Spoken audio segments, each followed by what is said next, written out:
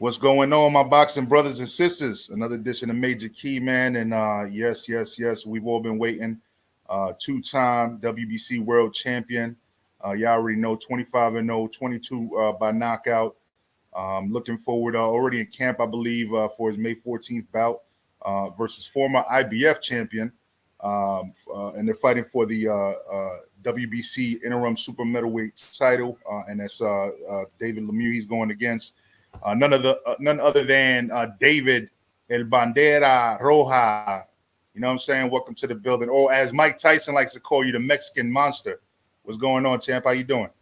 Doing good, man. I just want to, take this opportunity to thank you guys for inviting me on the show. And everything has been good, man. I'm very excited. I've been in camp for like 2 weeks already. I've been working extremely hard. This is another opportunity to become another, three-time champion. Another WBC belt. So I'm very excited, very motivated, and working extremely hard. That's what's up. Yeah, man. So you said you've been in camp already for 2 weeks. All right. So it's yeah. basically a full 8-week camp then. That's what you guys are doing right now. Yeah. So when I started, so like 2 weeks. So it's going to be like about almost 3 months. It's an 11-week camp. When it's finished, it's probably going to be about an 11-week camp. Gotcha. All right, man. And so you're fighting David Lemieux, right? Tell me a little bit about that setup right there. A lot of people, again, we deal with a lot of casuals nowadays. Tell people, because a lot of people don't understand it. The guy's a dangerous fighter. He is a former IBF champion. Shit, man. Like he's had some tough battles in the ring. Known for cracking heads. But we know who you are. You know what I'm saying? We know who you are. So tell me about the fight. What should people look forward to? Yeah, so David Lemieux is still a dangerous fighter. I think he's only 32 years old. He's been there for a long time. He's a former world champion. But I'm very excited. I feel like this is a good fight for the people. He's a brawler. He has a lot of knockouts. I'm a brawler. I have a lot of knockouts. So it's gonna be a great fight overall.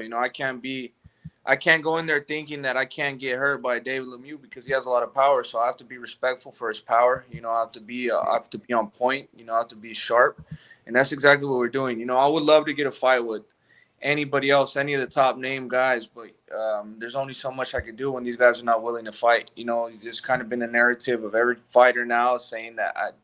I've heard a lot from a lot of people saying that somebody has nothing to offer. It's because they're waiting for the Canelo fight. But, the thing about me is, the WBC ordered this fight for the WBC interim title. So, they're the ones who ordered the fight. I don't sanction. I'm not a sanctioning body that orders these fights. So, and, it's a former world champ, has a lot of knockouts. He has a lot of experience. He's been in there with a lot of great guys. So, I'm going in there and I'm expecting to have a great fight with David Lemieux, but I'm definitely going to go in there and try to stop David. Absolutely. So, but you said something interesting, and I want to pass it to Troy. So I'm going to ask you one more question before I pass it to Troy. You said people talking about you have no value. I think we all know way more than that. We all know better than that, and we're going to touch on that later on. Who said that and where they said that, and what you think about the whole thing. But first and foremost, with all the ducking, right? So you're. Okay, and just so to clarify, because your father has clarified, and I mean I've been trying to tell people this for like a year now, but people don't listen. So for people that don't know, you're part of Samson Promotions, which means that you're not PBC, but you guys working in conjunction with PBC for the networks, because they have the deals with the networks, so you guys could get the big platform, right? But it's through Samson, right? Is that correct? Yeah, basically, they all work together. So, like, Right. You got Lou DiBella or TGB Promotions. They work with Al Heyman. It's all the same thing. I'm basically with PBC and Al Heyman. It's all the same thing. We all go through the same people. So, I mean, it's basically, they all run the show. They all run the show together, and they all work together. But for your career, though, Samson gives the final stamp, though, because he's your promoter. Yeah. Is that okay? Basically. All right, just wanted to clarify that. Just because some people get confused and they start debating on little stuff like that. But yeah, I mean, Troy, go ahead, man. Ask your question. What's up, man? You know what? I could tell that you're in training camp. You got the look of a hungry lion in your eyes, man. that look in your eyes, man. You Yeah, definitely got that look. you could tell it's training. Yeah. The haircut, I haven't cut the hair in like about 3 weeks. You know, I don't really care Mm. about appearance right now. You can't see it because it's low, but you know, hey. Yeah, you wake up, train, go to sleep, train. You know, it's just it's 100% dedication to the training camp right now. So Cool. I'm gonna ask you. Well, first of all, like I said, you know, man. Yeah, man. You know, it's good to have you back home. You know, we've been setting your plate at the table and everything, just wait for you to come back. But you know, it's good to see you, man. Spoke to your father the other day too, man. Good dude. Good dude. We had a lengthy conversation, right? yeah. So, so really, let me get to the point. Why is David Benavidez still at 168? You know, like I feel like I've been talking a lot of shit about all the fighters here. So I mean, I feel like I owe it to my fans to give them the fights that they want to see. You know, Caleb Plant, you know, maybe Charlo, Canelo, all these other guys. But you know, honestly, I feel like this is another opportunity I got now fighting for the WBC interim title. You know, now Mm-hmm. you have Andrade coming up to 168, and I've thought about it a lot. And if I can't get these fights after this fight, you know, I'm probably going to go up to 175. You know, I mean, I really want to become a unified world champion at 168. And that's been my dream for a long time. But it's kind of hard to make these fights happen when a lot of people, they don't want to accept the fights. I mean, they can say whatever they want to say. But, you know, at the end of the day, if there's only so much I could do if the other fighter does not accept the fight, you know, I could talk all the stuff I want. I could, you know, say this and that. But you know, if fights aren't happening, it's not from my side. You know, I would love to I would love to fight. I've never turned a fight down. You know, and I would love to fight any of these guys, but you know, it's not happening because they're not accepting the fights. But I feel like if this keeps going on, I mean, I have no choice but to go up to 175. And to be honest with you, I can tell you in my heart of hearts, I feel that's where your destiny lies at 175. Because Yeah. everything in me tells me that you could beat the two Europeans, right? Mm-hmm. Bivol and what's the other one, David? Beterbiev, Better right? be. Yeah. Yeah, Beterbiev. I think the one person that you're gonna have an issue with is gonna be a good tough fight for you is Joe Smith because much like you, he fights on instinct, whereas yours is natural, and you honed it. You know, fighting all sparring with all the tough competition you did young.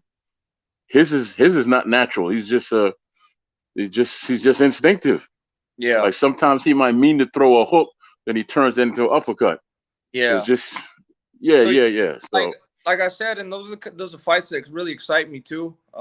So I mean, I'm just and I'm sure I've never I fought at 175 one time, and I was 19 years old, and I felt extremely strong. So I mean, now just with my age and you know just experience I have, and you know just my man strength coming into play, you know, because I'm barely 25. I just turned 25 in December.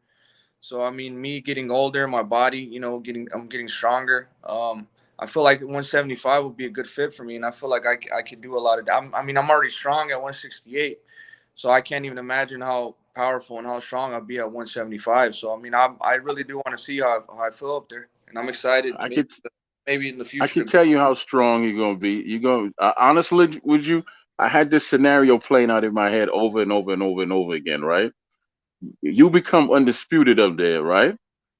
And then you and Alvarez have that super fight that everybody wants to fight. But at that point, you know, you want even keel then. So you Yeah. know that'll be huge for boxing, but it'll be huge for you know, the history of your country as well. You know, both of you are from where? Mexico, right? Yeah. That'll be the first time in history that you have you have two, you know, undisputed champions from any country fighting each other fighting each other. That's Hmm. the fight I see happening in the future. But if it don't happen in the next 3 to 5, maybe that ain't gonna happen. That ain't gonna Yeah. happen, man. But I see it happen, man. I see it happening though. Yeah. Definitely. Yeah. But look, brother, I'm gonna. I got some more stuff, but I'm gonna hold it because I know Major said he wanted to ask you a few other things. So I'm gonna pass it back to him. And you still got them eyes, man. Them damn hungry ass, you know, lion eyes. This is gonna be a 5 round fight for you.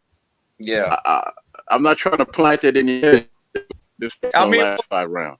you know what the thing for me too, I never try to give myself any extra pressure at all. You know, Mm-hmm. especially going there looking for a knockout, you tend to make mistakes.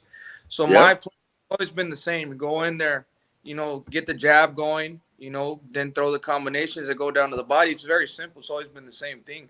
So I'm gonna go in there. You know, you got to give the respect to where respect's due. You know, I feel like Lemieux has good power, so you know we're not gonna go in there reckless. You know, we're gonna do everything right. But my plan definitely is going in there to stop David Lemieux. I mean, I think he's been stopped twice.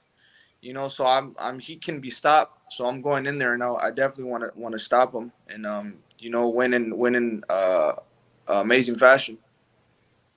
Hey, I tell you what, if you stop him in 5 rounds, next time you come on, you got to wear like a Major Kickboxing T-shirt for like a whole year. All right.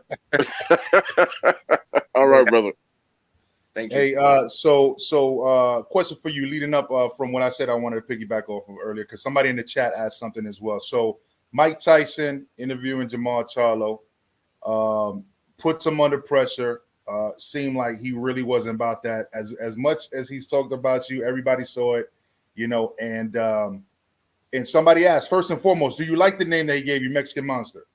Do you like that? That's nice. I mean, any compliment from Mike Tyson, I love it. You know what I mean? So yeah, I don't have a problem with it. And you know, I do like it a lot. You know, especially coming from Mike Tyson, somebody that all the boxers, no matter what country you're from, everybody is a fan of Mike Tyson. So I definitely, you know, I'm very happy and grateful that he actually likes me a lot to even go out of his way and give me a nickname. So, you know, that made me really happy. That's what's up. That's what's up. So then I guess the major question about that whole situation there is what do you think about that whole interview and you know, Charlo's character? I mean, and you're in the game, so you probably already, you know, assessed him already for your own personal, you know, perspective. But I mean, just for everybody after seeing that, right? Does it put a stamp of approval and say, hey, yo, you know, he's scared of David. He's just scared because that's what people think. I mean, yeah. To be honest, bro, I've always respected Charlo. I've watched him since I was, I think, like 12. You know, that's when they came up and they started making names for themselves. I like him as a fighter. I like both of them as a fighter. But as a person, the one at 160, I don't like him at all. You know, and it's just like, it's not only about me either, bro. He just talks a whole bunch of shit, and it's like he really doesn't back it up, you know. And that, like, from his fans, the standpoint of a fan, as his fans, you know, he did that with Daniel Jacobs. He did that with Canelo. He did that with Bubu Andrade. Like all these fighters all these fights that could have been made with Jaime Munguia. You know, he just says all this shit because I feel like a lot of people give him attention, and he's just on Instagram and then he's on interviews, just saying a whole bunch of shit. But he doesn't make these fights happen. I mean, he's saying that I bring nothing to the table, but now he's fighting that guy, the Polish guy. I mean, I understand it's you know, he's defending. Yeah. I understand he's defending his title, but imagine if they would have sanctioned the fight, me and him, for the WBC interim title at 168, it could have happened. He would have made way more money. Possibly could have been pay-per-view. So how, you know, if that happens like that, and if he's confident in his skills, man, go ahead and beat me, and then he could probably fight Canelo if he's really confident about himself. You know that would have did so much for his career. You know, I'm a 2-time world champion with a great record. You know, and that fight could have made so much money. You know, that fight could have made so much money. Possibly could have been a pay-per-view. And we would have been giving the fans what they wanted to see. So, I mean, I don't understand when they say that I bring nothing to the table. I mean, that's what really I don't understand. So I just feel like he just says a whole bunch of shit. And I don't even like, you know, like I don't be on Instagram, and I don't really be, you know, going back and forth with these people. The fight's not going to be made, and they've showed time and time again that they're not trying to make the fight. I'm not going to be wasting my fucking time. You know, I'm a grown-ass man at the end of the day. I'm not going to be on the app talking shit all day. You know, I got better shit to do, you know. So if that fight, if he doesn't want to make it happen, then what else am I going to do? You know, I'm not going to be going back and forth with him all day. You know, especially, and it's just a whole bunch of accumulation of shit that he says. Like, before, I guess he thought I wasn't going to say nothing when he said that he was going to snap my neck and he was going to lay me out, this and that. after I had fought what's his name, Ronald Ellis. And I'm like, all right, cool, let's get the fight then. I thought it was 90% done. I'm like, oh, this is the fight that's gonna happen next. And then he says, oh, he's not fighting nobody under 25. He's not fighting nobody that's not vaccinated. Like, who says shit like that? Like, what the fuck? What difference does it make if I was vaccinated or not? I am now, but at that time I wasn't. If you pass through all the COVID procedures, like the testing and all that, what does it matter if you're vaccinated or not? And then Absolutely. he goes on there on that podcast saying that I really should be fighting at cruiserweight, that I'm a weight bully. Like, what the fuck? Like, I make 168. What is it? What the fuck does that mean? Like, I don't understand what he's trying to say. Like, is this a whole bunch of shit? I'm like, man, I'm just wasting my time going back and forth with this guy if he doesn't want to make it happen. And then he says that, oh, if he sees me, it might be on site. Like, man, we could do whatever he wants to do. I'm not scared of nobody. I'm a fighter at the end of the day. If he wants to get in the street, in the ring, I don't give a fuck. You know, but why would you want to fight me in the street when you can make a whole bunch of money fighting me in the ring? But if whatever he wants to do, I'm with whatever. If he wants to fight me in the street, he wants to fight me in the ring, I'm not gonna back down for nobody. Yeah, no doubt, man. Hey, listen, man. We definitely want to see it in the ring, especially since like we established at the beginning that you guys you're basically PBC the way that Samson Promotions and PBC is tied up. That shouldn't be a problem. Last question, because we got two other brothers, and I know we only got 30 minutes today. So we got Bruce Gas and Guido Pion in the building. So Troy, if you don't mind, I'll pass it to them after this question.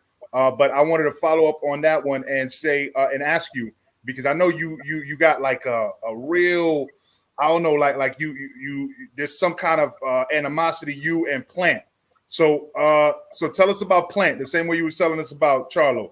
Like what is it that gets you about him? Is it he's just shit talker as well, or I mean? Yeah, the thing that bothers me about Plant, he talks all this shit like he's like he'll lay anybody out, but you look at the fucking guy, he got 12 knockouts. He's talking all this shit. I mean, his defense is not even that good. So he just thinks he's like he's the highest shit out there. You know what I mean? He talks like he's a killer, but he's not no killer. You know, but I had met him back then and everything was cool. Like, you know, you meet somebody face to face, you give the respect or whatever.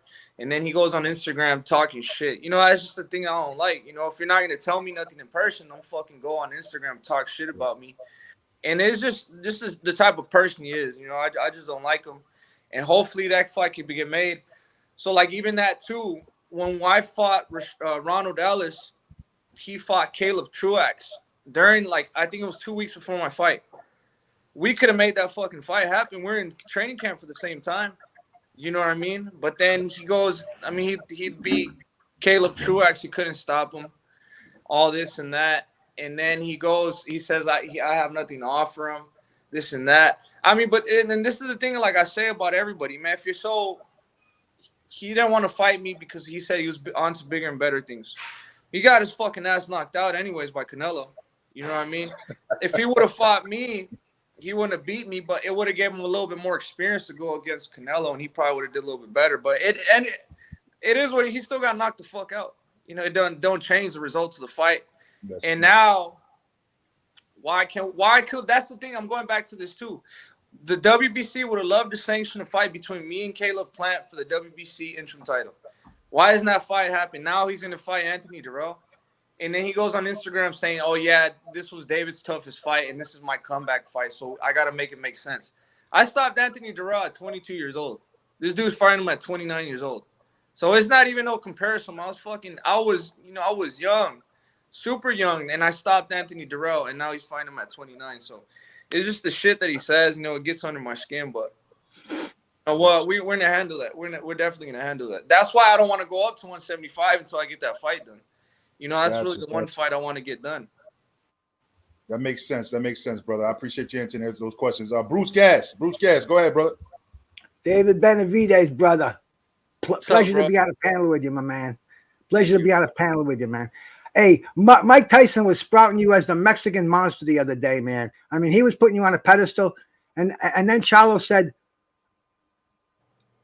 high risk, low reward. And Tyson went nuts when he heard that. I mean, is that what boxing's all about today? Because there's so many fighters in your division, and the 175 division, and your name gets mentioned in every conversation in there, brother. What's going on in boxing? Why aren't these fights being made? I mean, I don't know. I mean, I asked the same question too. I mean, I feel like everybody in the top 5 should at least fight each other, man. And that's what I'm here for. I mean, at the end of the day, I'm a fighter. If you win, great. If you lose, fuck it, just come back and become better. I mean, I feel like I got that old school mindset. Like, I feel like a loss shouldn't, really track you back. But if you're really confident in yourself, which I'm confident about myself, I'm willing to make any fight happen. Any fight happen, you know what I mean? And I feel like that's just bigger for the sport of boxing. I feel like now people, like how Mike Tyson said, they're not fighters and killers no more. They're businessmen. And I don't want to be in that same boat. I mean, I just want to give my fans the fights they want to see. And I just want to get in there and get the experience too. But it's hard to do that when a lot of these fighters don't want to fight. I'd been called out Berlanga. I'd been called out Plant, Charlo, all these guys. I mean, even David Morrell's a great fighter. And I feel like at the end of the day, you win. If you get the experience in there, I mean, that's what sets you up, and that's what makes a pay-per-view star. Getting the fights with all these guys, no matter what the outcome might be. If you're confident in yourself, I'm confident in myself and in my abilities. I'm going in there to win. But that's why these fights aren't made happen, because these other people, they talk like they're the shit. They talk like they're confident they could beat everybody, but they're not as confident as they think. I mean, I'm here. I'm willing to give anybody a fight, and I know if I could hurt anybody at 168 and 175. That's why I'm so confident in myself. But these other guys are not confident about themselves. That's why these fights aren't happening. Now, tell me. Now, do you think you've matured in the last few years? Because I know in the beginning, man, 2 world titles undefeated, but you lost those 2 world titles for bullshit. I mean, and on the net, everybody's saying everything else. Now, do you think you've risen above that and you've matured because of what's happened in the past, where today you're more in tune with your career and not these distractions on the outside and not worrying about the scale and just dealing with your opponent? Were there more outside things going through your head back when you were younger than there are today? Yeah, definitely. I feel like I was a little bit more wild back then. I didn't really do the stuff I was supposed to do. But the thing about me is, I've never let it affect, my boxing. I've always trained my ass off. I've always worked hard, as you can see in my record. I'm 25-0, 22 knockouts. So now that I got, my family, I got my son, I got to be a role model for all my people, my son. And then too, once, like you said, you lose. I lost it for bullshit, And then when you lose titles for weight, you get fined so much money. I think I had to pay like $200,000. So I'm not trying to pay no $200,000 no more or lose my title. So it's definitely been a learning experience, But like I said, I'm still young in the game. I'm barely 25 years old. I made my mistakes. I've came back. I'm stronger than ever now, and now I'm going for the 3rd title. You think having that wife and kid is really giving you a tunnel vision? Yeah, definitely. Because now it's not. After the fights and stuff, I don't go to parties. I don't go do none of that. I just come back home to my son and my wife, and that's all it is. Now it's just family boxing, and that's strictly just family boxing. That's what's up, man. That's what's up. But, hey, man, we're gonna move it on to Guido Peon because we only have he's in training camp, guys, right now. So he's in training camp. So he only had 30 minutes. So we got to wrap it up. So go ahead, Guido. Go ahead and ask your questions. And then primera vez, saludos, David Benavidez. Welcome back to Major Key Boxing, man. That's it's a pleasure, to have you here, man. I wanted to ask you a question. I know you're a throwback fighter. When I see you, you remind me of an old school fighter. I wanted to ask you, what's gonna take Caleb Plant or Jamel Charlo to get in the ring with you? Or do you gotta have to, like grab them by the neck and be like, yeah, come through to fight me. Come fight me. You know what I'm saying, bro? Like, what's gonna take for these guys to go, get in the ring with you? You're gonna have to, you know what I'm saying? I might have to pull up on them and start some shit, but I feel like now, after I get this title, I think it's gonna give me more leverage, because now I got the title, and the title brings more money, brings more of. So, I mean, and everybody's at 168. Once I get that title, obviously Canelo's unified, but then whoever wants to see Canelo, they're probably gonna have to go through me. I think I don't think any fight on PBC, any fighter on PBC is gonna get a Canelo fight, because he's focused on the stuff over there. But I feel like once I get that title, it's going to give me a lot more leverage, and that might, bring a lot of people, hopefully them wanting to fight me. For sure. Shit, you just got to be patient with this shit, right? Yeah. Man, it takes a lot of patience, yeah. Yeah. And by the way, a lot of people forget that you the youngest 168 super middleweight champion. Yeah. You're in the Guinness World Record, right? Yeah, I mean, Yeah. it took a lot of. I won it at 20 years old, and Yeah. it's been a lot of hard work. I mean, I feel like a veteran, bro. I've been professional for 9 years, and I want to go another 10 years. You know what I mean? So, but I've been working my ass off. Sometimes I forget my age. Oh yeah, man. I've been working my ass off, and I'll do anything it takes to. That's what's up, man. My name. And another thing, David, my bad, real quick. I really like your camp. How Diego Pachenko, Jose Rayo Venezuela, y'all all putting in work. I see y'all putting in work, man. I'm like, because Diego Pachenko looked good last 2 weeks. Was it 2 weeks ago? Yeah. He knocked the dude out. Yeah. Man, So, he looked real good. So I could see the progress. I like really good in that camp. I like having the guys with me too, because just seeing them coming up, they're working extremely hard. That motivates me a lot too. So just having guys doing what they got to do, knocking people out, that motivates me to become a better fighter as well. What's up, man? No doubt, Keep up the work. Dale con ganas. Sigue trabajando duro, bro. You know what I'm saying? Gracias. Hey, so you know what? That actually that leads into a question, but Bruce, Guido, any final comments? Just a comment. So we can let you and Bruce go real quick, so we can shut it down with him. Well, somebody in the chat mentioned Demetrius Andrade. I'm from Providence myself, brother. I think you and Demetrius Andrade right now would be a beautiful fight. No world title on the line. It would be like the elimination for the redheaded stepchild there, bro. What do you think of that fight right now? I think that's a great fight. We're probably looking at making that fight happen next, either him or Caleb Plant. But I feel like it's a great fight. He's fighting for a WBO interim title. I'm fighting for the WBC interim title, so we could put them up. After this fight, I'm expecting him to fight, and he's a tricky fighter. He's a good fighter. A lot of people don't want to fight him either. He moves around a lot. He has good power. So, I mean, just getting that fight would motivate me to work even harder. But that's the time I want to fight. I want to fight fighters, and because I know I'm confident in myself that I can beat him. So, it would be a great fight, and a lot of the fans will enjoy that fight too. For sure, bro. For sure. All right, man. I'm good. Thanks a lot. Nice to meet you, champ. Thank you. All right, brother. All right, Guido. Yeah. Any last comments? Oh man, I appreciate you for having me, Major Key, Troy, Bruce. It's nice seeing you guys. And David, like I said, thanks for coming. Major Key Boxing. I'm looking forward to see your fights, man.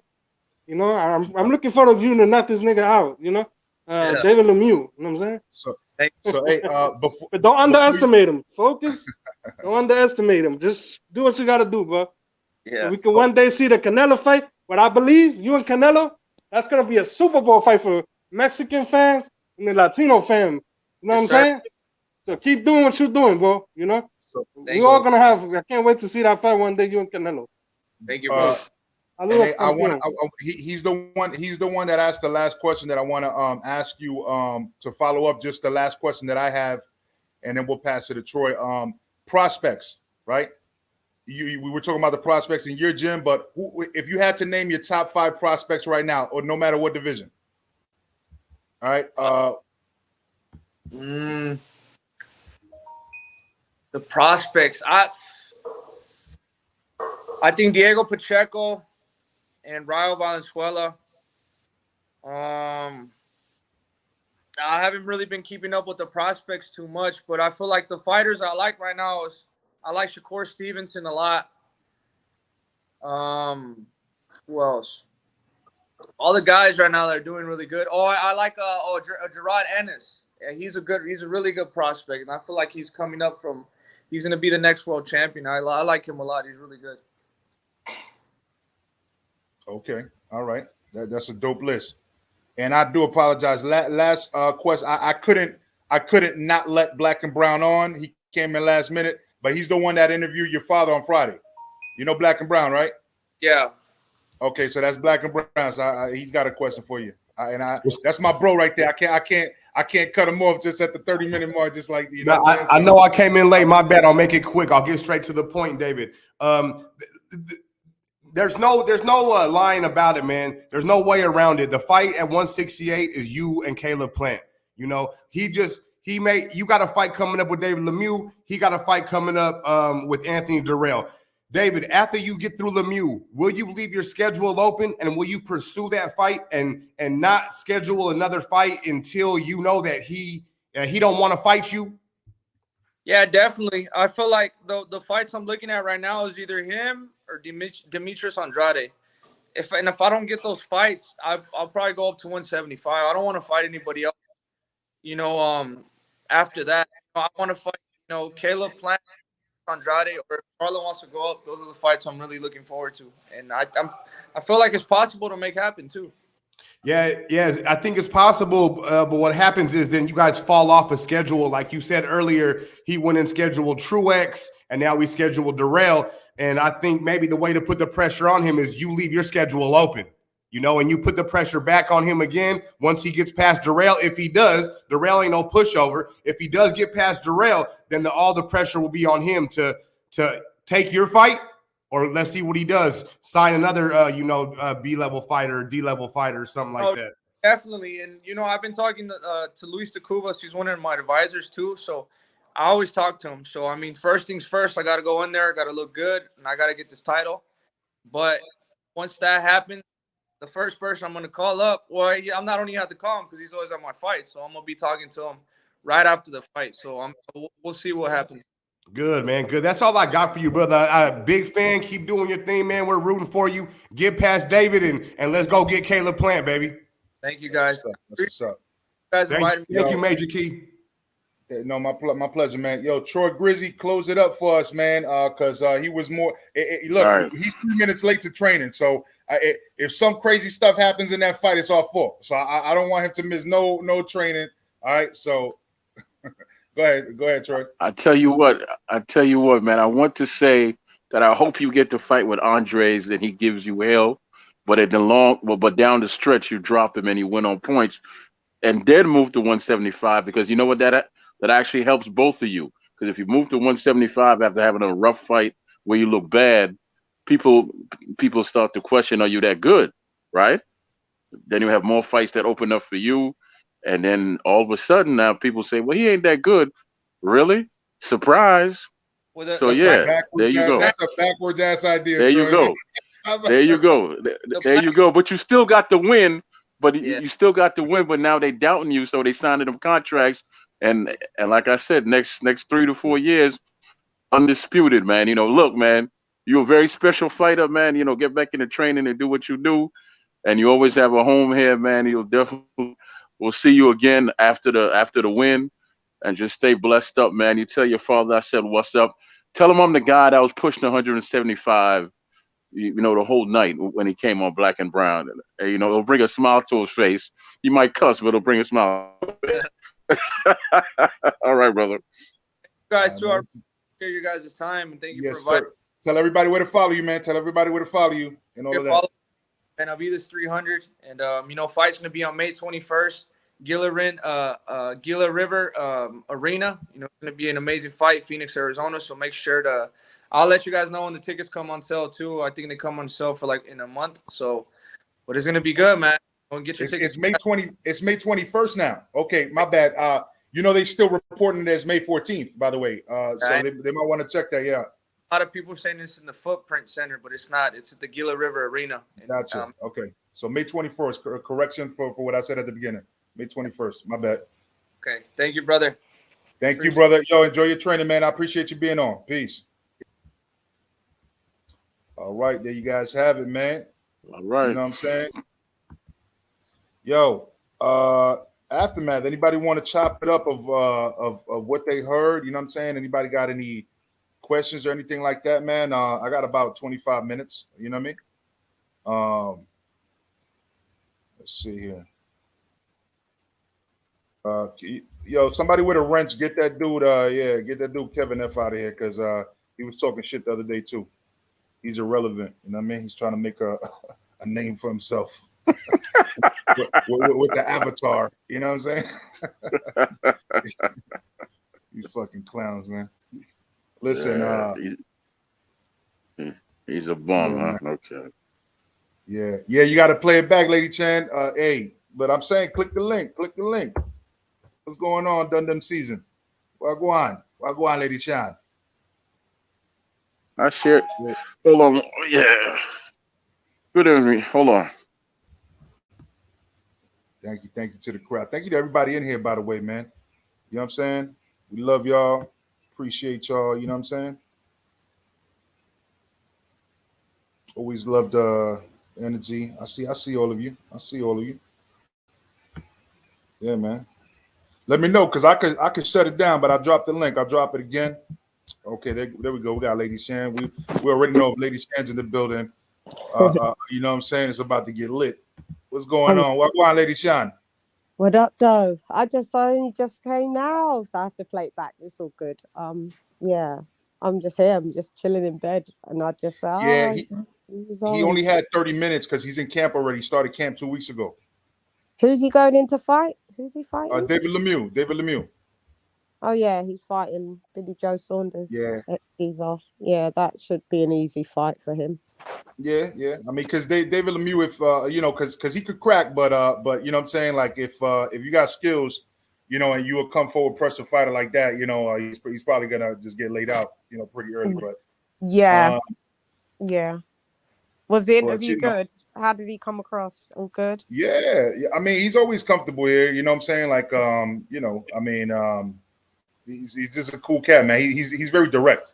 You know what I mean? Yeah. So if you ask him something, he's gonna answer. You know, he was like that the first time. He was like that this time. You know, he's not gonna give just a short answer. You know, like you know how some people it's hard to interview because you ask them a question, even if it's an open-ended question, and they give you like the minimal response, like you know, minimal amount of information. They don't really want to like dive into anything.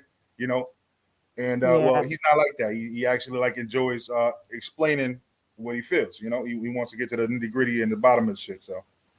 Did he? You know, but it was fun to hear him. Huh? Did he speak about Canelo and stuff? No. We went more into Charlo because here's the thing. I didn't want to dive into Canelo too much because of the fact that that's what everybody asked him. And the fact of the matter is nothing has changed since the last 500 times he got asked, right? So I asked him more about what he thought about the interview with Charlo, right? I asked him more about Plant and what he dislikes about Plant. You know what I'm saying? And he got deep on both of those. You know, he got deep on both of those. You know? Muy interesante. I'll have to jack it back. Yeah, and I'll watch that. Maybe I could do a report on it or something. So if he says some key stuff, that's what's been happening though. What else has been happening? I mean, besides that, we're gonna have an interview on April 4th. You know what I'm saying? Troy Grizzy could tell you. Go ahead and tell him, Troy Grizzy. Is that the one with Rock? Yeah, that's you told me today. That's a battle of the heavyweight juniors right there on April 4th, y'all. Hakeem Rahman Jr. and Tommy Morrison Jr., who looks just like his damn daddy. Yeah, hopefully he don't have his daddy chin. May he rest in peace. But he looked just like his daddy. He's not a junior though. So just so people don't get confused. He's not Who's a junior that? though. Who? Tommy Morrison. Tommy Morrison. Yeah. Okay, but that's what it's billed at though. That's what it's billed at. Tommy Morrison Jr. and Hakeem Rahman Jr.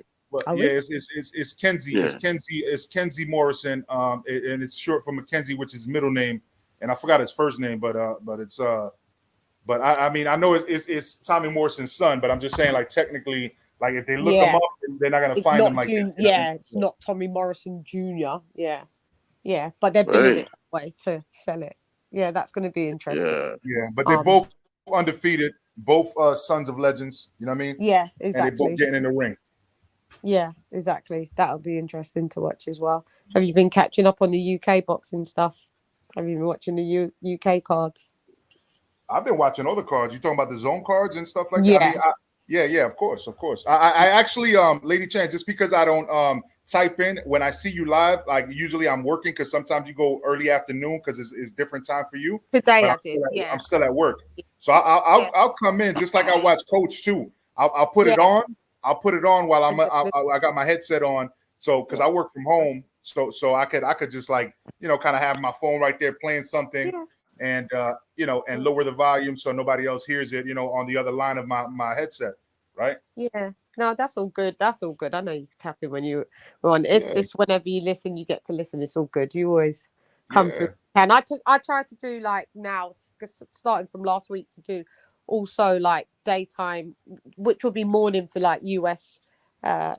audience, and and early for the UK audience, because my analytics, and I keep checking, and I did a poll as well. It seems to be like half and half US, and I'm slightly US, more about 2% more viewers than UK. So I thought, you have to give out for your people that's watching. So I try and make it Absolutely. fair for everybody to be able to catch me live, and it's always fun. Today was fun as well. We're That's an talking important about thing. James Ali Bashir in the building. He be training AJ. Gone back to training AJ. Oh yeah. Yeah. Oh yeah. I saw. You see, again, because I better work in the you daytime, better I'm not be unable saying to catch the information early. But yeah, I did see something earlier today about that. Yeah, and I seen like rumors of something like that yesterday, but I didn't really follow into detail. But nice. okay, so it's Bashir. Okay. Yeah, so he's got James Ali Bashir, which is what do you think about that? I think that's a good. That the one and only. Is that troll D Hodges, or is that real D Hodges? I hope that's not. Does he have a wrench? Let me see. Hang on. No, it's not. So somebody block him from the channel, like hide from channel for good, because D Hodges, we believe, passed away. So if that's the case, then you trolling a dead man, which is there's no respect for that. So somebody hide user from channels. Yeah. So D Hodges has a he wrench. says I'm D Hodges. He's Yeah, saying D Hodges has a wrench. D Hodges been had a wrench since I started his channel. Yeah. Has he passed away then? We just think that. We don't know. So you see how he's saying wrench me, bro? no. That's not D Hodges. Somebody hide that dude, please. Yeah, just hide this dude, because I see him on another channel doing the same thing, and we thought it was him as well, and it wasn't him. Yeah, get rid of him. Yeah, so it's James Ali Bashir. Hopefully that's not right with D Hodges. Hopefully he's just taking a hiatus. Yeah. I hope so too. But in the meantime, I'm not gonna deal with any trolls doing that. Yeah, shit. just get rid of the troll. But yeah, so James Ali Bashir, he flew in yesterday, and I got the picture of him in the gym with AJ. He took a picture of himself in the gym with AJ.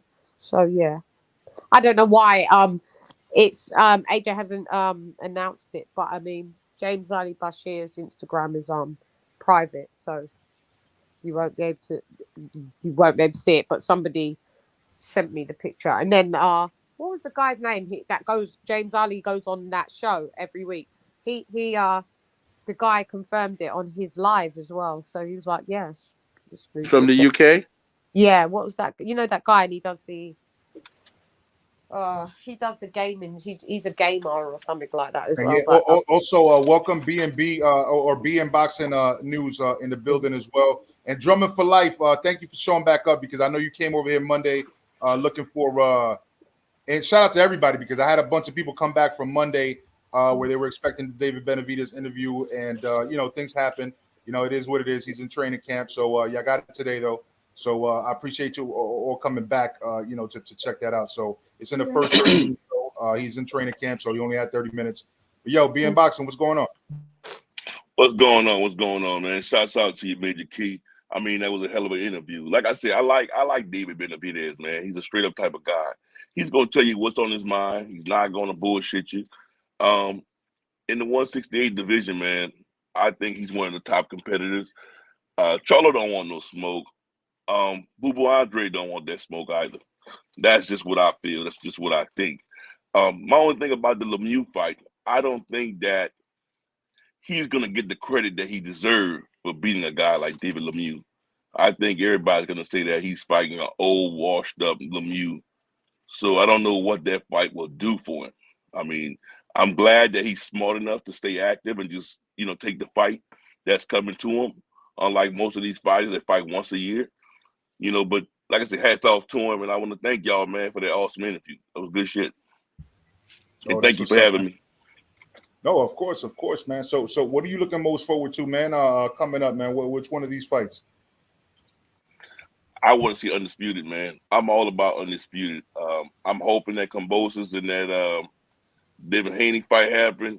Charlo and Castaño happen. Those are the two major fights, man. That, you know, always like to see David Benavidez because I want to see, you know, how that particular fight end up. But my biggest fight right now is to see those two undisputed fights because I want to see the turn, you know, see what happens. Okay. Yo, let me ask you one thing. All of you guys. What the hell? What has been going on? Can you put me up to speed as far as that Haney and Kambosos fight? Because I've only gotten glimpses. Like I said, I got a new schedule, so it's crazy for me right now. And literally, this is an opportunity for me because if not, I'd be on somebody else's channel if I wasn't live myself, trying to get information on what happened. Well, let me tell you what I read upon. Kambosos actually was expecting to fight Lomachenko, but Lomachenko he's not allowed to come back to the United States because of the war. I don't know if it's his decision or whose decision it is, but they will not allow him to come back.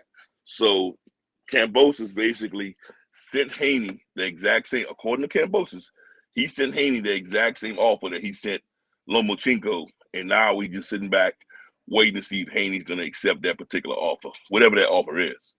Like me personally, I'm a fight fan, bro. I give a damn less what the money is or whatever. I just want to see the damn fight. Lomachenko refused to come back. We got a special guest in the building, though. What's going on, Kevin Kelly? What's up, guys? I'm finally on. Hey, listen, man. Go ahead and introduce yourself, man. Let people know who you are. I'm the two-time featherweight champion of the world, former champion of the world, the Flush and Flash Kevin Kelly from New York City. I do a lot of Boston commentary right now, so catch me on now. I was supposed to actually be commentating a fight today in New York City, but I have kids, so I couldn't leave town because usually I do it on Saturday for a company called One Punch Promotions, which is on tonight. Actually, Curtis Stevens is fighting tonight. Wow. So, that's the name that's the name we haven't heard in a while, boy. That's the name. He's the main event, one of the main events. It's on a network called, if people want to watch it, it's called Boxing. It was spelled BXING .TV. That's what it's going to be on tonight. It should be on 6 o'clock. Matter of fact, right now, coming up 6 o'clock. It should be on.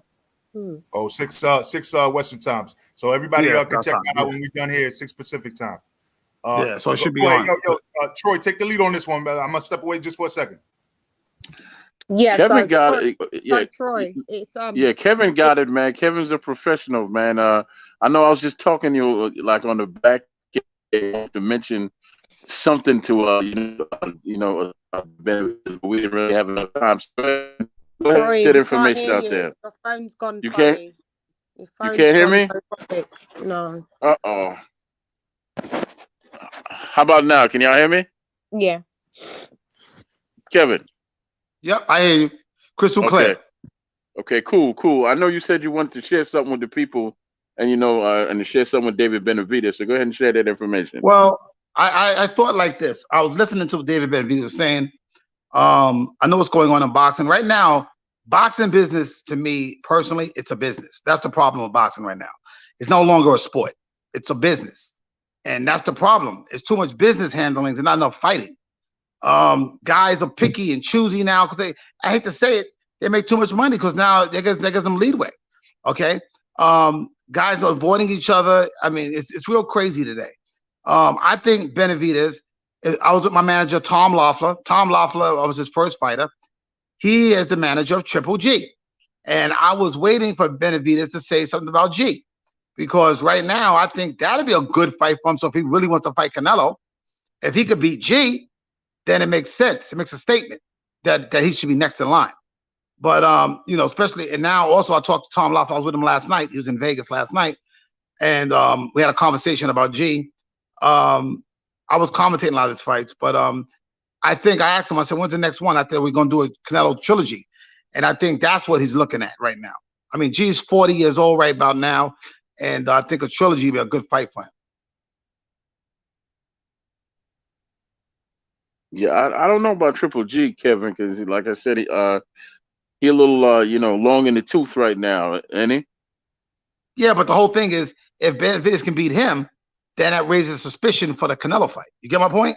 So the bottom line is, it's a double-edged sword on both sides.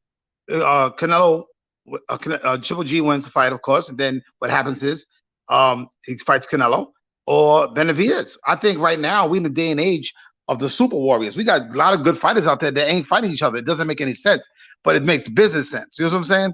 You got the Charlos. Why the Charlos not fighting Benavidez? Why? It's crazy. It's like you got a bunch of guys that can actually fight each other, but the matches ain't being made because it's about money right now. Man, you know what? I want Lady Chan to jump in because she was trying to jump in earlier, and then be in boxing news. But I gotta say, Kevin, honestly speaking, you sound so clear. Like you sound like Dame Dash, bro. When you spitting, you sound like Dame Dash. I appreciate you. Thank you very much. Like, yeah, you quick because I've talked to so many boxers, man, and so many boxers, man. They got it's like when you boxing, as you get older, you lose a step, right? Well, yes. After all the punches, sometimes you lose a little bit, of your soul in the ring. All praise to the God. Clear. Yeah, man. I don't take no responsibility for it. It's all God. Say praise to God. Absolutely. He built me. God built me to be a warrior and all the challenges. And I know I had God's presence in my life the whole time. And that was my protector. And bottom line is, I was a warrior at battle. But, at the end of the day, you get battle scars sometimes. You know what I'm saying? I had a broken hand. So you're going to get some things. But thank God that the brain's intact. I'm able to articulate the game the way it's supposed to be done. And that's my next dominator. Matter of fact, video games coming out with me in it called the ESBC. That's the new video games for the public out there. Fight Night didn't do well. Obviously, it faded.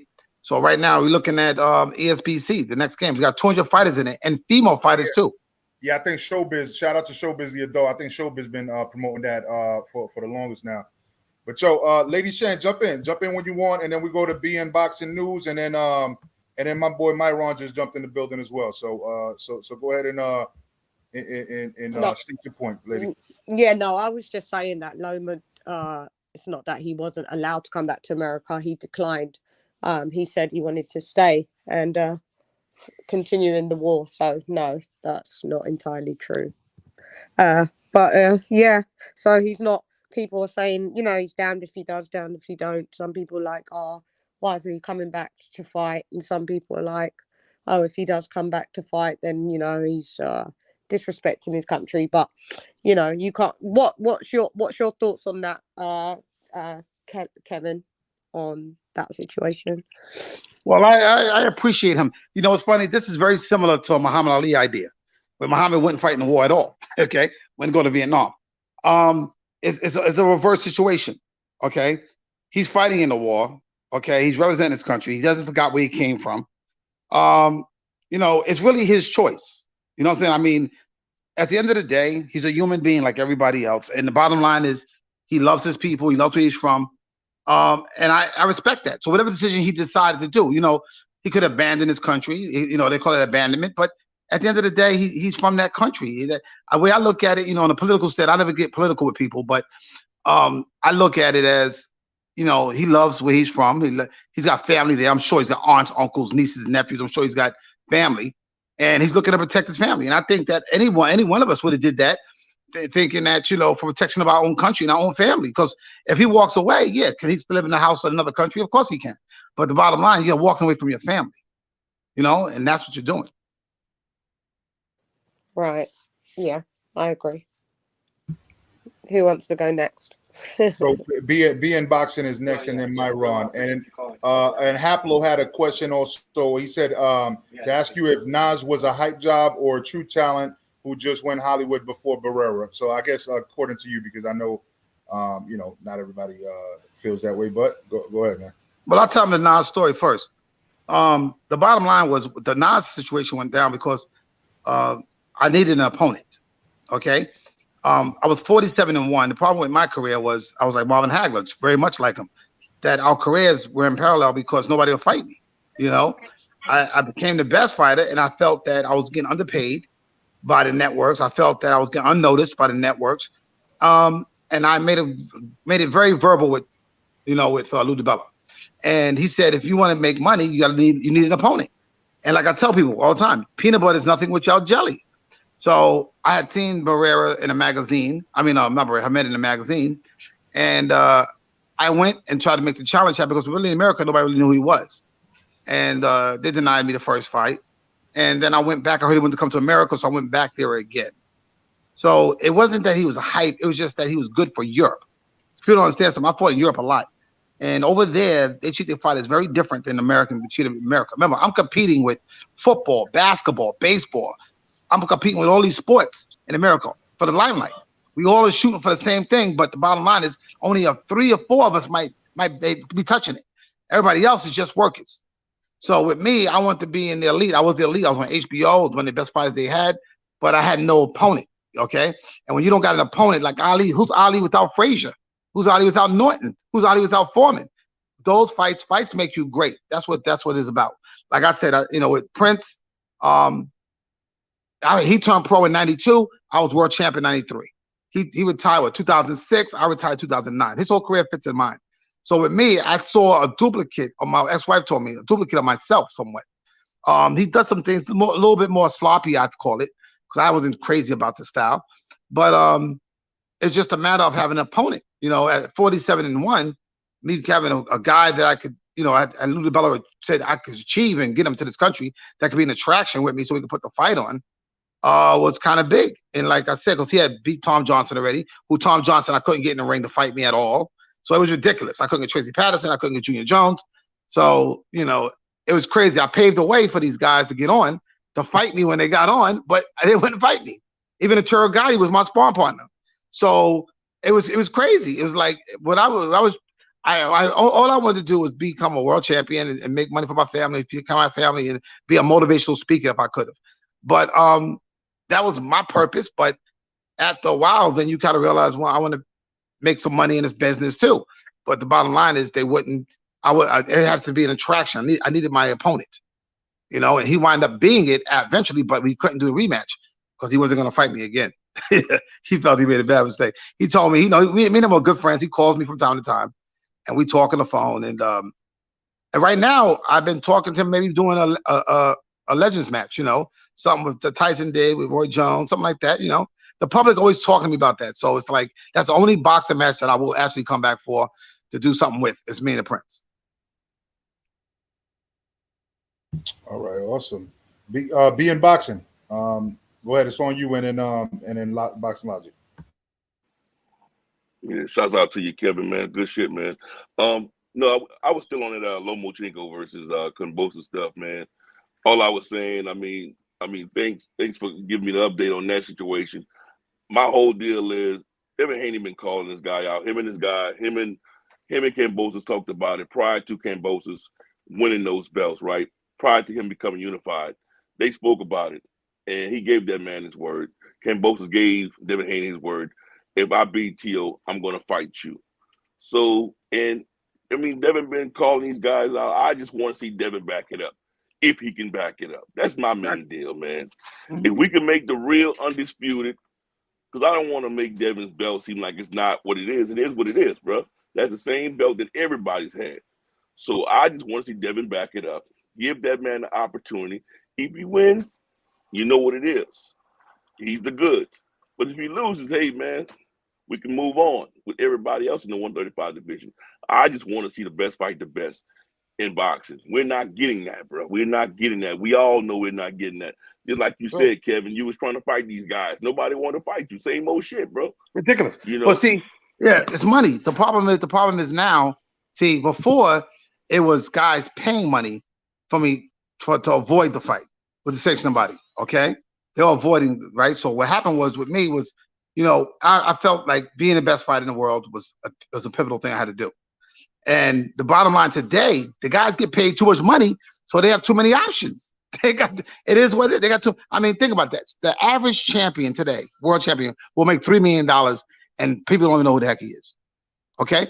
If you think about it, look at Haney. Haney living like he's won 15 world titles. You see his house, you see his cars. But like I said, they're making good money. So I'm glad for them. They finally making money. What I set out to achieve is got accomplished. But the problem is, just the same thing they asked Jackie Robinson. They would ask Jackie Robinson, will anybody break his records? And he said no. He said they won't break it because they make too much money today. And that's the problem. That's right there. It's golden. Yo, Too much flexibility. Myron, what's going on, brother? I know once you start talking, you know, it's going to open the floodgate. Go ahead. Stop it. No, I don't have a question yet. I want to think of a really, really good question for Mr. Kevin Kelly, because he's was one of my top 10 favorite fighters of all time. Salute to you, sir. Salute to Major E. Thank you for letting me on.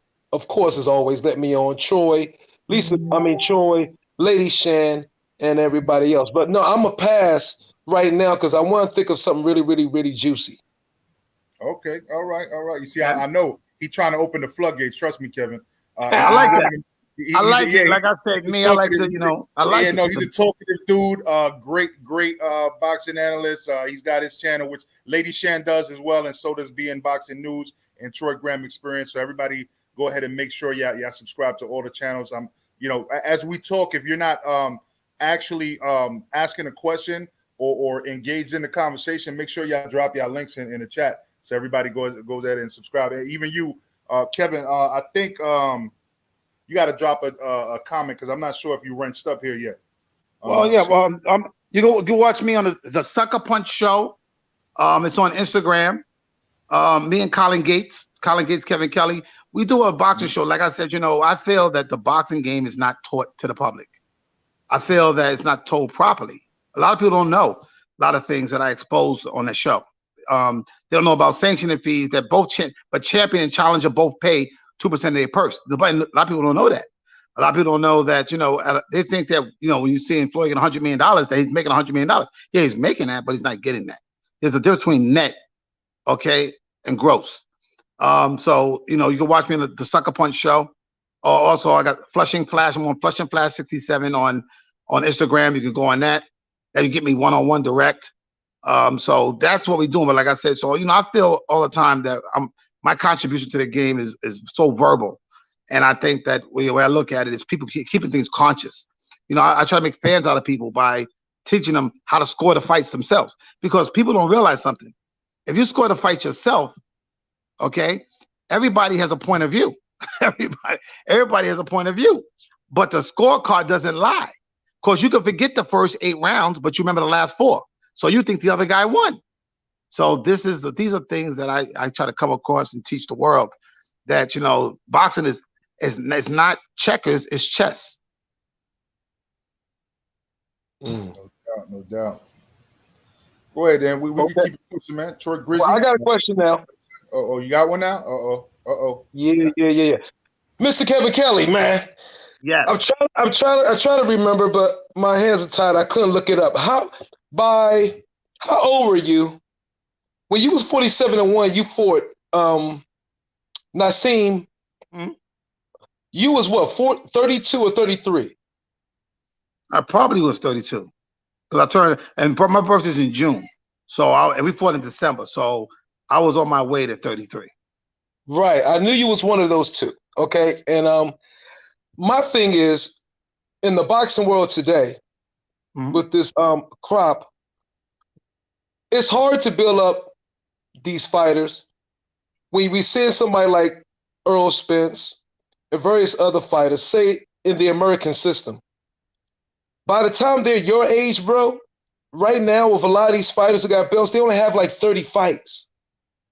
Yeah. You went through by the time you would say 25, you probably already had 30 fights under your belt. I know. When I fought for the world title, when I was 26 years old, I was 36-0. I was fighting. I was doing it for a living. I was fighting once a month. That's the way it should be done. That's your job. Exactly. So I have the problem with some of the fighters because they're claiming your situation a little bit different, because you was in an era that was kind of quite talent laden with it was in a heavy boxing era. It was deep. It was a lot of talent around that time. And all of you guys would, of course, volleying to get the, like you said, the media attention, to try to break into the mainstream. But you was at a time with a lot of competition. Roy Jones was coming in. I mean, there you had a lot of fighters around that time. Yeah. Right now, these guys want to break in the mainstream, but I feel they haven't put in the necessary work to do that, and they started later. They started later than normal. What do you think about that? Well, the difference with what's going on with me, and a lot of people don't notice. They'll find out today, of course. I was the first. It was only me on HBO. It was the lightest guy they had was De La Hoya. The incident happened at the Garden one night. I went to the boxing matches. I was very frustrated. I was about to retire because I was #1 in the world and I couldn't get a title shot.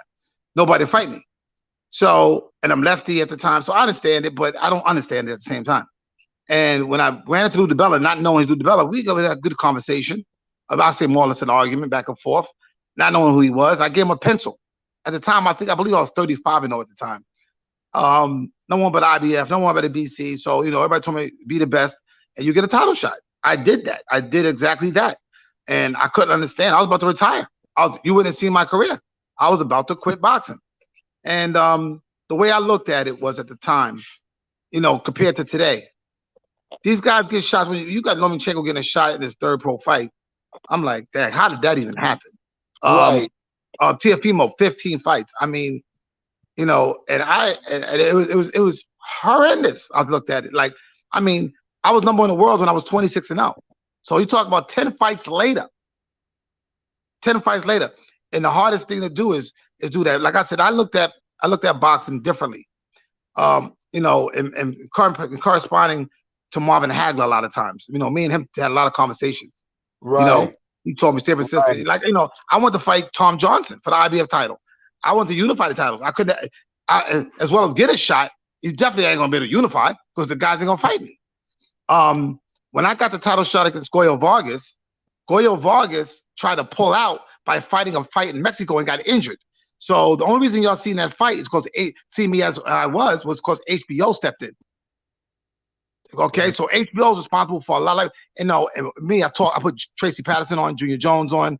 I put a lot of guys on myself personally because Lou DiBella used to use me as his mole inside the game. You know what I'm saying? Who to put on. Yeah, because you were pretty popular in your own, in far as the diehards back then, for sure. Yeah, because the thing was, it was only me, and I didn't have a dance partner, so I needed a dance partner.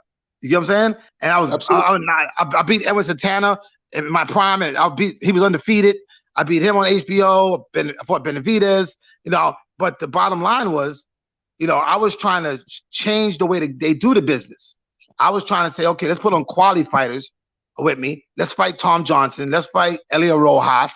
Okay, let me get undisputed. Okay, these guys wasn't coming out of their country and they wasn't leaving their promoters. And when Lou DiBella told me I needed an opponent, I did my homework. I went to the store right away. I bought a Kale magazine and I started reading through it. And I seen an ad with Prince Nassim in it. And when I saw that, and I saw he made $5 million a fight, I called my manager Tom Loeffler. I said, "We got some plane tickets. We going to England." Okay, and I went to England the first time, and we sat down, had dinner and everything with Frank Warren. And they said, "We don't need you." They were right. Okay, they knew they were in power. And I said, "But that's not the point. The point is he's claiming to be the best fighter in the world, but I'm the best featherweight in the world." Right? Facts. And at the time, like I said, because he thought he beat Tom Johnson, he thought Tom was the best. I told him, Tom Johnson can't fight southpaws. I knew that because we trained in Gleason's gym together. Tom Johnson used to get tore up by lefties. He couldn't fight southpaws because neither can Junior Jones. So Junior Jones and me were friends, but it was very marketable for New York. You see what I'm saying? You put me and Junior in the ring. Really what's supposed to happen was Lou DiBella gave me like 1.7 million back then. Instead, if I get Junior Jones in the ring, he'll put the fight on. But Junior was like, "Nah, I ain't fighting you. I ain't fighting you." And I was like, "Damn." So I need an opponent, like I said, and that's why I went to England. And I went the second time, and I didn't nail a fight down. I had no contracts, but he came to America, and people don't know this. I'm gonna tell them something that they don't know. The day of the weigh-ins, the day before the fight, Prince was threatening leaving New York City, and unless I sign a contract. People don't know that. They don't know that I was in the contract and I was being capped. Okay, capped at $1 million. If I had to fight a rematch in this country. So, but the bottom line is he didn't want to fight me again, only if he won. know what I'm saying? If he won the fight, he got to fight me at all. So the thing was, if I win the fight, then it's a rematch clause. Okay, another question for you. Huh. How do you, and let's stand on Naseem, because this is how I feel. Naseem was, a very, very, very, a good fighter. How do you feel about him retiring after he took his first loss, though? Well, he explained it to me differently. We talked about it. He felt, I was there at the Barrera fight when he got beat. And Barrera watched, and his camp told me they watched my game plan. With me, it was just keeping control. If I kept my hands up and just did what I had to do. I think after he got beat, you got to solidify who you are. And when you lose, people want to see on both sides. When you're winning, but when you lose, that's what makes a champion. We're going to see if you can pick yourself up, dust yourself off, and get back in there and get to back where you want to. He didn't do that. Exactly. But I know why he didn't do it, but it's not acceptable. Okay? Just because you did it doesn't make it acceptable. He had another child with his wife, and he wanted to spend more time with his family. And he felt he did enough. And like I said, at that moment, Prince had made close to $65 million. Okay? So he had that flexible option. Okay? And after he got beat, like I said, and he said he would never fight me again. So, I love the Prince. Me and him talk from time to time. And I asked him to his face, he was very honest with me. I said, why you won't rematch me? He says, I would never fight you again because I don't mind losing, but I don't want to get knocked out. And I said, wow. You know what I'm saying? Because remember, we from America. We think different. In Europe, they think different. Over there, like I said, with his career, would he have been the same Prince if he had to come up like I came up? You get my point? If he had to come up like I had to earn my keep. I fought Troy Dorsey at 26-0. I had to earn my keep. You know what I'm saying? So I fought Harold Warren after Harold Warren had just beat Tom Johnson and Anthony Green when they were undefeated. You know what I'm saying? So my record, I had to earn everything. I had to earn number 10. I had to earn number 5. I had to earn number 1. You know what I'm saying? It was different. Okay? So in America, and I had to, when me and Prince sat down, I explained it to him why I'm so, aggressive with everything, because I have to earn it. It ain't like everybody gonna give me something. You have the word mentality, like you said. Yeah. Yeah, and like I said, I didn't attempt to put on the light, which I never thought about it. I just felt that I needed to be on the major network with everybody else. And I didn't know Lou Bell at the time. I didn't know who he was. And God speaking, God's will, I became on that network. I got on that network, and I was able to show who I was. And that was the key. The key is about putting you in the right position at the right time. Okay? There's a lot of good fighters out there, but we don't see them. Okay? Because they're not publicized. They're not in the right time. It doesn't, and the bottom line, sometimes they pick a certain guy to put on because it's about ticket sales. People understand the business of boxing is what hurts it sometimes. The business. Because if a guy could put behinds in the seats, okay, they need to put that guy on. But the guy that can knock everybody out and beat everybody, they don't put him on. He have no behinds in the seats. So you don't understand that philosophy. Why don't put that guy on? That's the public really want to see. But the bottom line is, it's for a business, for the promoters, it's a business for everybody around in circumference, because somebody can put behinds in the seats and on the pay-per-view. So if nobody watches, then who cares? No doubt. Yo, welcome 150. What's going on, brother? Yo. Hey, salute to Major Key and salute to everyone in the panel, man. Shout out Kevin Kelly, man. Your fight with Naseem, man. I watched that fight so many times. Crazy ass fight, man. Crazy ass fight. I just got a question for you. Like, what was the weirdest thing just about so Kevin Naseem? understands? Hold on, just so Kevin understands. This is one of the younger dudes in our boxing community, in the YTBC, the YouTube boxing community. He's one of the younger dudes that actually does the studies, man. He watches all the fights. You know what I mean? So when he tells you that he watched you, it's because he went and sought your fight out to watch it. All right, and so you know what I mean. He's like one of the younger minds that really keep up with boxing. Yeah. No, I appreciate that, Major, for real, man. Much respect to you, OG. But now, Kevin Kelly, what was the weirdest thing about Naseem, man? His style was so awkward, man. What was hard? Nothing. If you noticed, We did the same things. A lot of times in the ring, we're doing the same things. I switch, he switches. I fight lefty, he fights lefty. He was a little bit more open and wide for me, easier to hit. I felt I was the harder punch out of the two because I got a little bit frustrated because what happened was people don't understand. HBO signed him to a contract when I brought him to America. You know what I'm saying? I mean, the lack of respect that I felt, you know what I'm saying, for that fight. That's the only fight in my career I was out of control. So you know hold up. Can I actually? So you saying you didn't get signed to a contract when you brought him there? I was never with HBO. I never had a contract. They didn't sign you? Wow. Okay. Never. I was on HBO so much, everybody thought I was signed and on them. Only contract they signed me to was a commentary contract. But I never had a boxing contract with a guarantee this or guarantee that. Because I was making what you have now. So I'm saying? I was building that. I literally put Sugar Shane Mosley on HBO. Literally. I'm talking, I brought him to the parties, the HBO parties, introduced him to Lou DiBella, Seth Abraham. I literally did that. That was crazy. You know what I'm saying? Arturo Gatti was my sparring partner. I'll tell you a story. Lou DiBella needed an easy, kind of not an easy win, but a win for Tracy Patterson. Because if Tracy Patterson wins the next fight, he fights with Zuma Nelson. So they were calling me up and asking me about opponents. I trained at Gleason's gym, and Gotti was my sparring partner. He wasn't nothing, no world beater. He was 12-2 at the time. You know, he was a world beater. He was mostly a commission fighter, you know, fighting like New Orleans hotels and something nothing big. But I liked him because he punched hard. That's all the Gotti had. So, you know, I told Lou about him.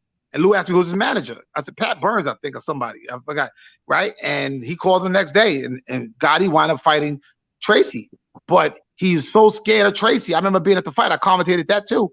He was so scared of Tracy that he boxed Tracy, and he won. That's just where you can learn from boxing. Never come with one game plan. Come with 4 or 5 game plans in case one don't work. Because Tracy thought, when Tracy asked me how he was, I said, he's just a puncher. He was just, you know, he just goes forward. He doesn't really know much. Because Gotti didn't even know much. Okay? And the bottom line was Gotti, you know, I sparred with Gotti. I think Junior Jones sparred with Gotti in the gym. Virgilio Torres sparred with Gotti. Hold on. I'm gonna remove myself and Outlaw Boxing. I see you in the background, but we got a special guest that's trying to respond to Kevin Kelly here. So we got another. This is the third special guest of the night. So I'm gonna remove myself because I want all of you guys here as my guests to be able to enjoy this. So I'm gonna remove myself real quick. Troy, it's on you. I'm gonna bring in the next guest. All right. Yes, sir. Junior Jones, poison. Oh, Lord, we have Patty and Coke up ready in the building. Junior Jones and Kevin Kelly. What a god. Yeah, but me, I think, like I told Junior back then, the fight really, people don't understand. To the young man I was talking earlier, I want to explain something to you. I got 72 pro fights, but I only hear about 3 of them. So you only watched 1 of them. So the other 2 you need to watch is me and Troy Dorsey, and then me and Smoke Gainer, because those 3 fights is what make you. Because like I said, you know, the Smoke Gainer fight. You pulled up something out your hat that was absolutely ridiculous. I was gonna say, Kevin, you gotta let me jump in on that. That was a made-for-TV knockout right there, brother. That was knockout of Gainer. Because tell them about your eye, Kevin. Tell them about your eye in that fight. Go ahead. It was size of a baseball. Well, what happened was my one eye, he had hit my lid. I thought he thumbed me, but he had hit my lid. Later on, we figured I hit my lid, and my lid blew up. My eye so bad, it looked the size of a baseball, right? Gainer's like 5'10", long reach, southpaw. Nobody really wanted to fight Smoke, right? Trained by Roy Jones, managed by Roy Jones Jr., right? Yep. Roy called me up, said, yo, Kev, I know you'll fight Smoke, right? At first, I was like, nah, for what? What I got to fight him for, right? Because to me, you know, I wasn't going to get nothing in fighting him. So he was like, yeah, you're going to make money because I'm going to give you some of my purse. I said, okay, let's do it. So, and matter of fact, the only reason I took that fight is because I promised Marvin the Hagler up at Hall of Fame weekend that I would take the fight. You know what I'm saying? Because I was thinking about just like, for what? Nobody, why, what am I going to get out of fighting Gainer? So, you know, the way I saw it was that, but Marvin had told me straight to my face. He said, Kevin, never turn down a fight because you never know. I said, what you mean you never know? He says, Kevin, it could be a great fight of yours. I said, Marvin, but fight him for what? He's a southpaw like me. He's taller than me. He got a longer reach on me. I said, I'm gonna have to work hard. He said, well, hey, take the fight. Promise you take the fight. And I took the fight because Marvin Hagler had told me to. And that was a legendary fight. Yeah. So with me and him, like I said, but I got 3 fights. Like I said, guys, you can put on me, Troy Dorsey, me and Gainer, and then the Prince. Because, like I said, the thing about the fights is very simple. People like you when you got adversity against you. When you got adversity against you, that's what they like.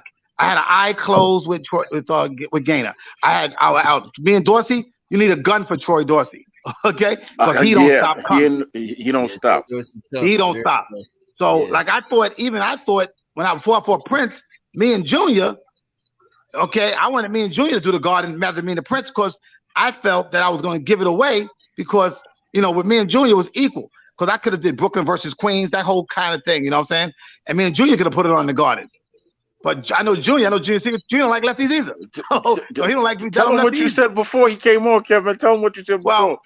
Junior, tell him you said that you were the king in New York, man, and Junior wouldn't dare step in the ring with you. Tell him what you said before, Kevin.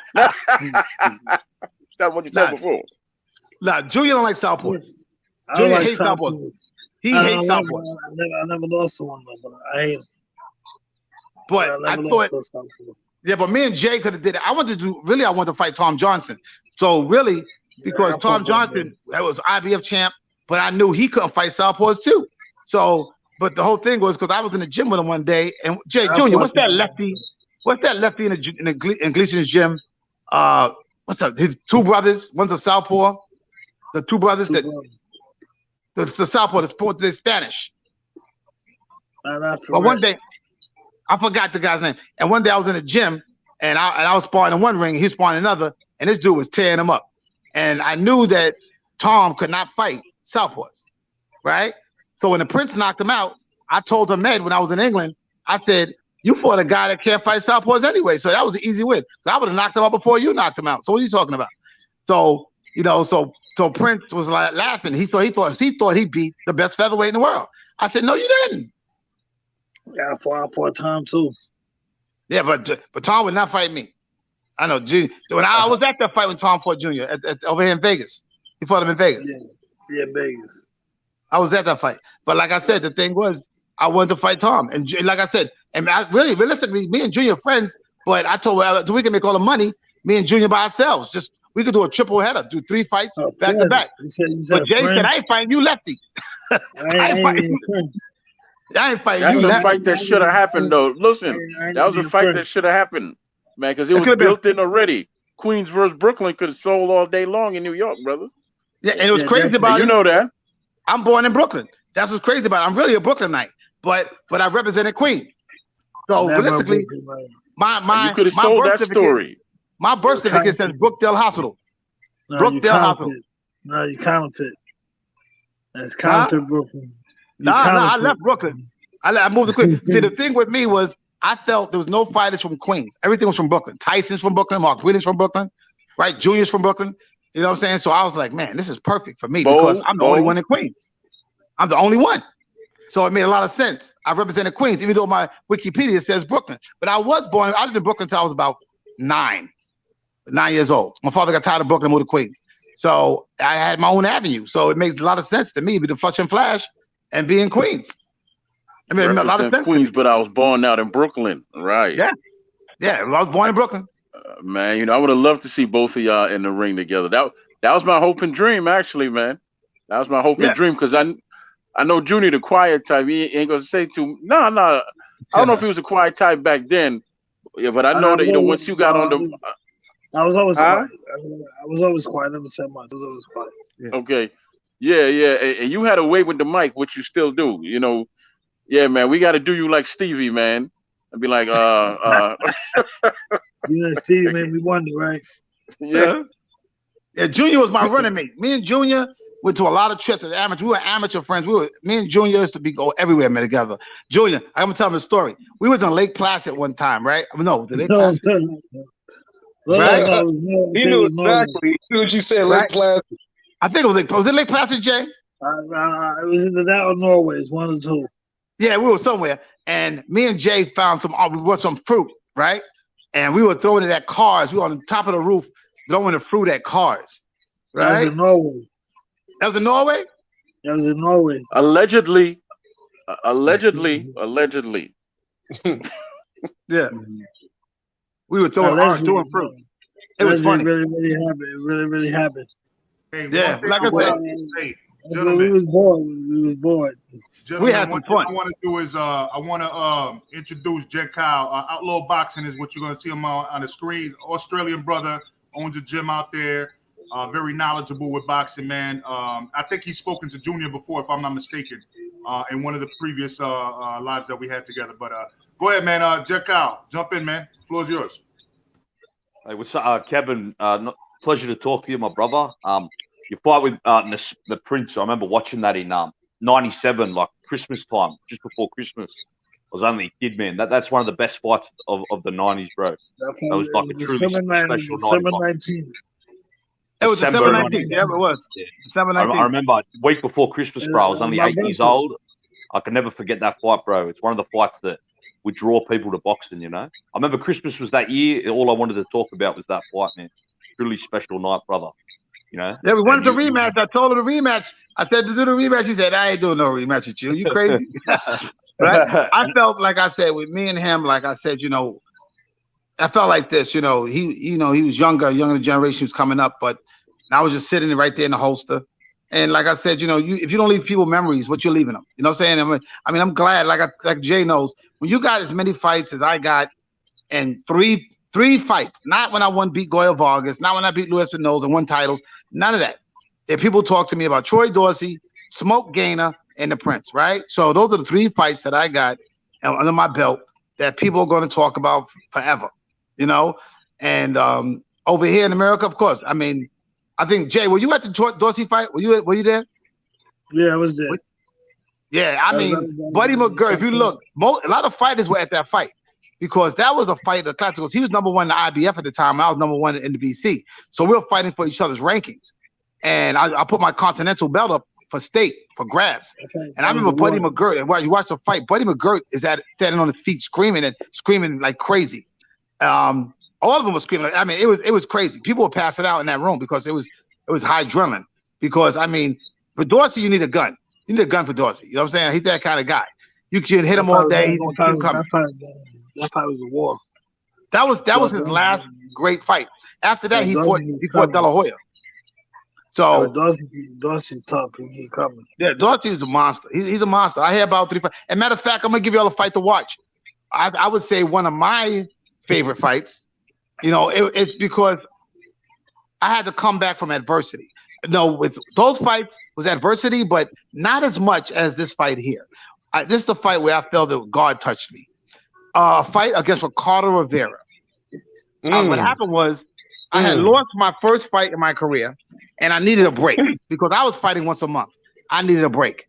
So what I did was I had signed with Top Rank, and I let them talk me into getting a fight right away. And I thought it was a bad idea, but my ego was speaking. You know what I'm saying? My ego was talking. So they were like, Kevin, get back in the ring. People think you're done now. And I was like, what? So I let my ego talk. And I trained for the fight. I got on a plane. I knew in the back of my head, psychologically, I wasn't ready. But physically, I was. So I fought Ricardo Rivera. It was my first fight back. I mean, I lost my first world title in, I think, January.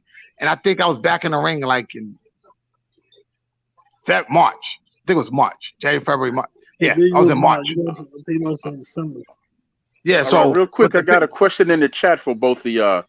Somebody was asking about, you know, if Johnny Tapia was around 126 that time, you know, how would both of y'all do against him?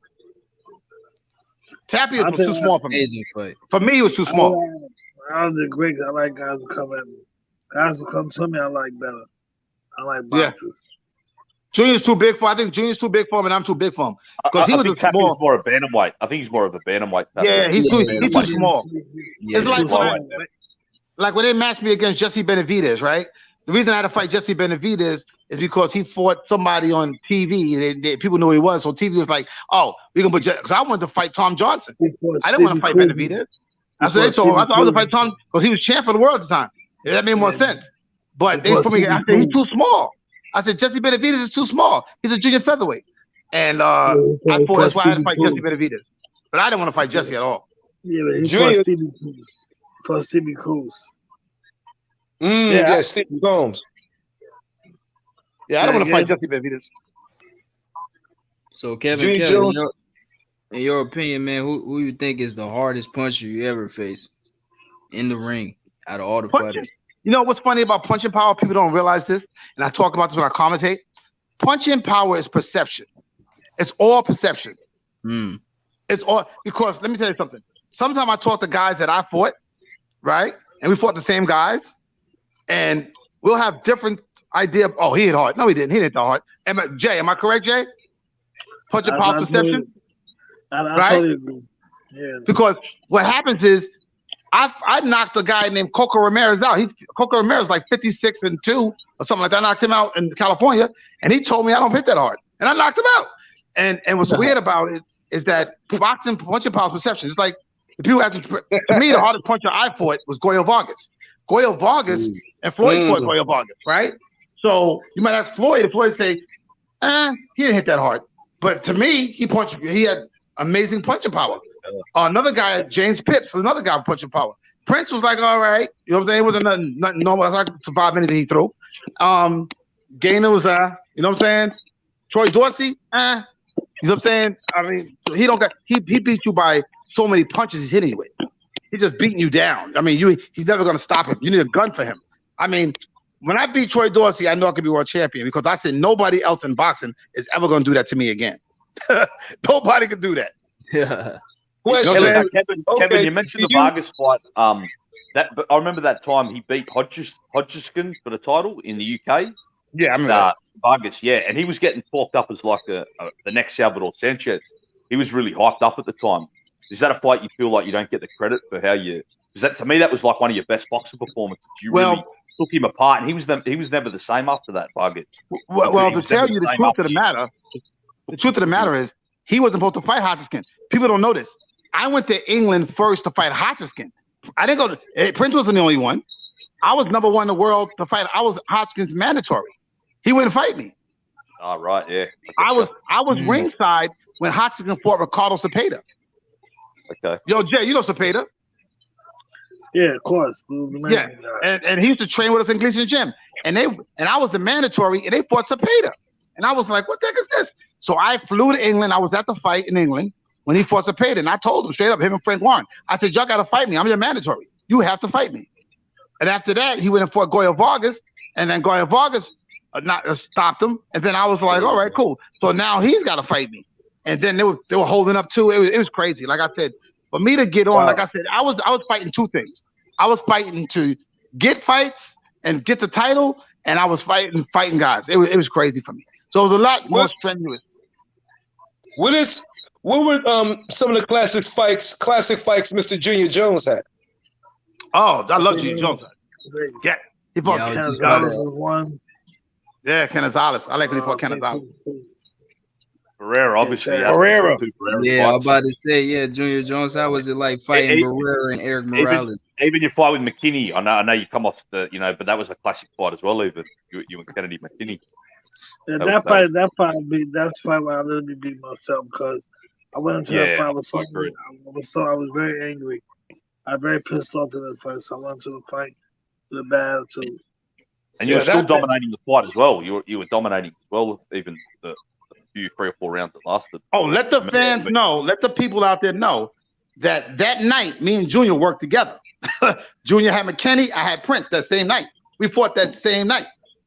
Yeah, that's one of the greatest nights in featherweight history. Regardless. Well, that was the goal for Lou DiBella and me. You know, that was my goal. It was never featherweights headlining. That's what Seth Abraham didn't believe in. But, we made history. All the work that I had done, like I said, people don't understand, I put a lot of work in. That's why I was fighting all the time.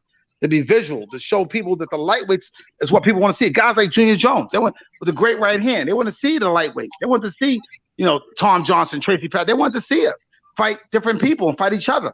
But, if TV don't believe it, then we can't put it on. You see what I'm saying? We can't put it on. He's a guy's top thing. Tom Johnson's underrated. I think he was better than what people thought. He held the title. He had 12 defenses, something like that. He held the title for like 7 years. Yeah, very good fighter. Very, very good boxer. He beat Manuel Medina a few times. Manuel Medina was another good featherweight. Real tricky fighter. Very tough. Yeah. Where are you from? Where's Junior Jones from? Remind me. Brooklyn. Okay, I got a question for y'all then. Little bragging rights question. What do you guys believe top 5 fighting cities, best fighters, where the best fighters come from in America? Top 5 cities. Brooklyn. Top 5. No, not because I'm from Brooklyn, but most of the top fighters came from Brooklyn. Yeah. So he's right about that. He's right about that.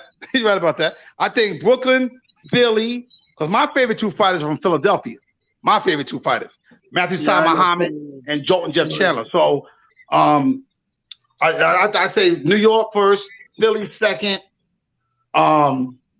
Detroit third, and DC during the 90s, Kevin. DC, like I said, DC, DC, like I said, you know, but I'm talking about abundance. For them, Troy. I want to hear their answer. I'm talking about abundance. If you think about it like this, 88 squad, just from New York City, just from the New York district. No, I'm from DC. I'm giving it up, so I want to hear. I just want to hear my city for sure. So DC, like I said, third. Mark Too Sharp Johnson, Darrell Cody. You know what I'm saying? Chop, Sugar Ray. You know what I'm saying? I mean, you know, DC does their thing too. Okay, and then I would say, I'm at 3 now. So I would say my 4th would be. My 4th would be Kevin. Was Sean mentioned from Washington? Yeah, he's from DC. Yes. Sean Bay from there. Mark Too Sharp from there. Yeah. Mark Too Sharp from I know there. all of them. I know all of them. I just want to get you guys rankings in top 5. That's all. Okay, so number 4. I think number 4. Let's see. I'm going to go 4. I'm gonna throw Cali in there. I'm gonna say 4 got to be Cali because some guys came from Cali. You know what I'm saying? And Boston, Massachusetts. Yeah. Cali. Yeah, I'll say Cali. Yeah, definitely. You know what I'm saying? You got Michael Nunn. You know what I'm saying? Stuff like Sugar Shea Mosley. Yeah. You know what I'm saying? And I go back, and I go back in the days. You know what I mean? From Ray Robinson's era, all these guys come from Philly, Boston. They were doing their things out there in the East Coast. You know what I'm saying? The East Coast. New York, Philly, DC, Boston, California, and where else? Well, Cali's a state, so the LA area, and then you said one other. Alaska. Ain't nobody from Alaska. Nobody from Alaska. Yeah, but like I said, like right now, like I said, what's going on in boxing right now, and I tell people this, they're very shocked. Who really runs boxing now is the Europeans. You know what happened? Let me tell you what's funny story. That's true about still the fighters today not built like they used to be built. I think today the game is so easy. It's very But easy. Jay, you know what happened? Remember Jay? I had a conversation one time with Jay a long time ago. See, he might remember this. I told him a long time ago, what the worst thing that could have happened, this is the worst, matter of fact, for them it's good, is you know what Dr. Dre took 50? East Coast rapper, West Coast producer, took off, right? Now, if you take a European fighter and put an American trainer, we in trouble. Okay? And that's what's happened now. The American trainers are training European fighters, and now they're beating the American fighters. I still say the fighters today. Because the European. I think our era was better, though. I still think that my era was better. I think. Yeah, but the Europeans right now are doing what we teach them. So now, they, like I said, you got, Triple G, Lomachenko, all these guys have American trainers now. So what happens is now there's no surprises. They're not fighting straight up no more like they used to, and all the stuff that we used to beat them on. So now they're fighting more American. So now it's harder for us to win. It's a great point. Well, Emmanuel Stewart coached Vladimir as well. He turned Vladimir's career around. So that is a good point. Facts. Even Lennox Lewis. Emmanuel Stewart got Lennox Lewis to dominate. So yeah, like I said, what happened with that is the same thing that happened with 50 Cent. You take an East Coast, Eminem too. You take Dr. Dre, you put him with an East Coast rapper, your rap game's in trouble. Okay, it's the same thing. Because like I said, you got the best lyricists on the East Coast. and then you put him with a West Coast producer like Dr. Dre, it's over. You take any European fighter, you put him in an American trainer, game over. Same exact thing. I don't know. The question in the chat, man. This for Junior Jones. It's already happened over and over. One of the guys in the chat asking a question for Junior Jones. He said, "Who hits harder, Eric Morales or Marco Antonio Barrera? Who do you think hits harder, Junior?" Well, I'll say with Morales, that fight was I had to lose a lot of weight, so it's like I couldn't eat for like 24 hours to make the weight. So I think that played a major part. But I think Barrera, he's a more solid puncher. Morales is a little more swift. Barrera is very solid. Yeah, man, those were some great fights. But even though to Morales, Morales was, I wasn't even 100% of that fight. The thing was, I went there because I'm 20% of stuff, and I felt that if I turned it down, the opportunity not going to come again. So I took it. I had to go over to Mexico. Well, I fought Morales too. People don't know that late in my career. And I had to fight him at featherweight. I was in a featherweight. When I fought Morales, they gave me 11 days to lose 10 pounds. People don't know that. Yeah, because see, what happened was I was at lightweight. I had beat Humberto Soto. So I was a lightweight. But Morales' opponent fell out, so they gave me 11 days to lose 10 pounds, right? It was crazy. So like I said, I wish I could. I asked for Morales and Barrera when I was in my prime, and HBO said no. Now that is a situation where you have serious weight drain, huh?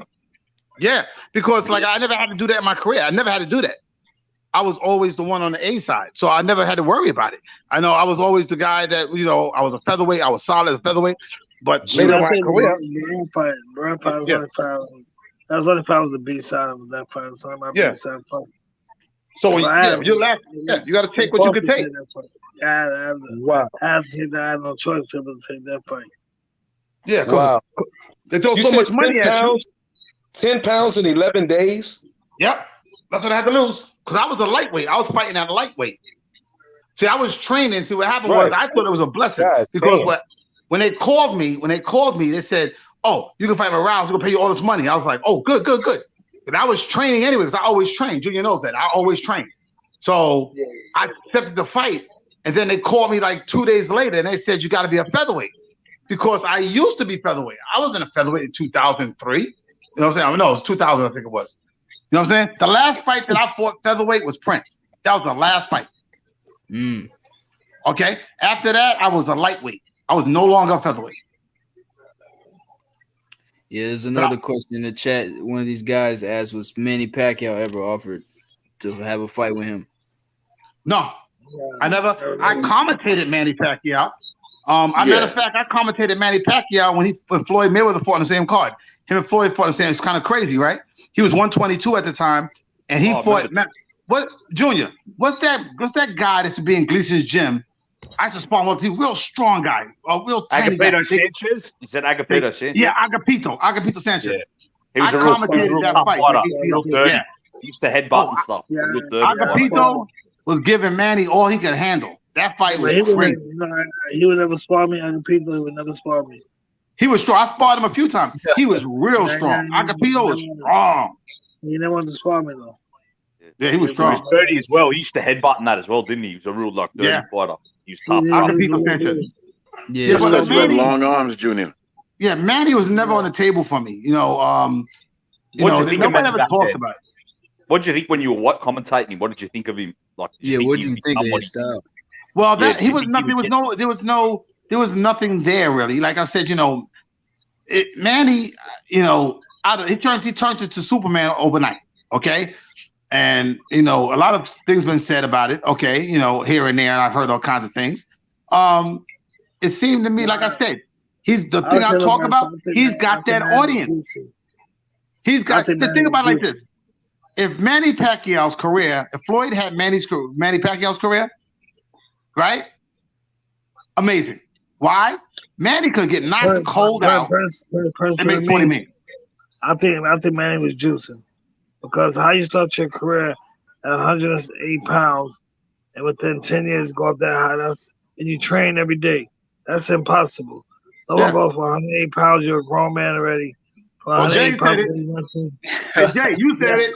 I did say it. I think, man, well, I'm gonna elaborate on it.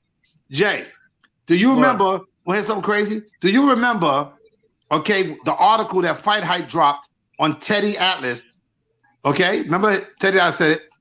That he said that if he's gonna say what he's on, but if he says something, he's gonna divulge who gave him the information. So like there's a lot of stuff being said. But like I said, me. I walk around it. I can't lie. I walk around it, but like I said, common sense. I'm telling you, it's common sense. We all know that. You're Do we know adult, that? a grown man, 180 pounds, and within 10 years you go from 108. You train every day, 108 to 150 south. Impossible. Me and Junior are bigger than Manny, and we can't fight welterweight. You know that? Yeah. Hold up. Though, let me say this right, because in 4th grade, I was like 100+ pounds. By the time I got to 12th grade, I was 225. Yeah, but he wasn't a grown man. But you're not a grown man. He's a grown man. No. But I put on 100 pounds from 4th grade to 12th grade. That's my point. But you put on fat, not muscle. No, I was training. I was training. I used to box then. Yeah, but listen, no matter how big you get, you'll never get stronger. Remember that. Okay. See, you gotta understand something. Manny Pacquiao, we let that slide because the Philippines don't really have much, but they got him, right? So at the end of the day, think about it like this. No man. Let me ask you a question. You ready? You say. You're talking about the yellow powder, Alex Ariza. No. Watch this. Watch this. Let me ask you a question. Do you think, in your opinion, just your opinion, that Roy Jones is a better fighter than Manny Pacquiao? Correct? Yes. Okay. Do you think he had some God-given talent? Yes, he was amazing. Now watch. Do you think Sugar Ray is a better fighter than Manny Pacquiao? Yes. Okay. Yes. So all these guys are better fighters than him, but they couldn't do 8 divisions. How does a man that's 108 pounds go 8? He's the only man in the history of boxing that win 8 divisions after he already had 5 or 6 losses. So let me ask you a question. But listen, he won the division after the division without normally you win the division. You wait 2 or 3 years, you go up. He's doing this in months. It's impossible. But you got to understand, he fought a lot of catch weight too, which y'all know already. How is he fighting welterweight? He only had 3 catch weights. Huh? But how is he fighting welterweight?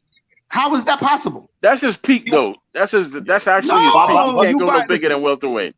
Okay, let me ask you a question. Bigger than welterweight. But I think a lot of Notice he never knocked out a welterweight, right? Notice he never knocked out a welterweight ever. A lot of guys on steroids too. A lot of guys. You know why Floyd? Listen, you know why Floyd is Floyd? Floyd fights in a division he really don't belong in. He was beating those welterweights. He was beating them on boxing. He don't belong welterweight. And guess what? He was beating them, right? He didn't really fight a lot of welterweights. But listen. But check it out.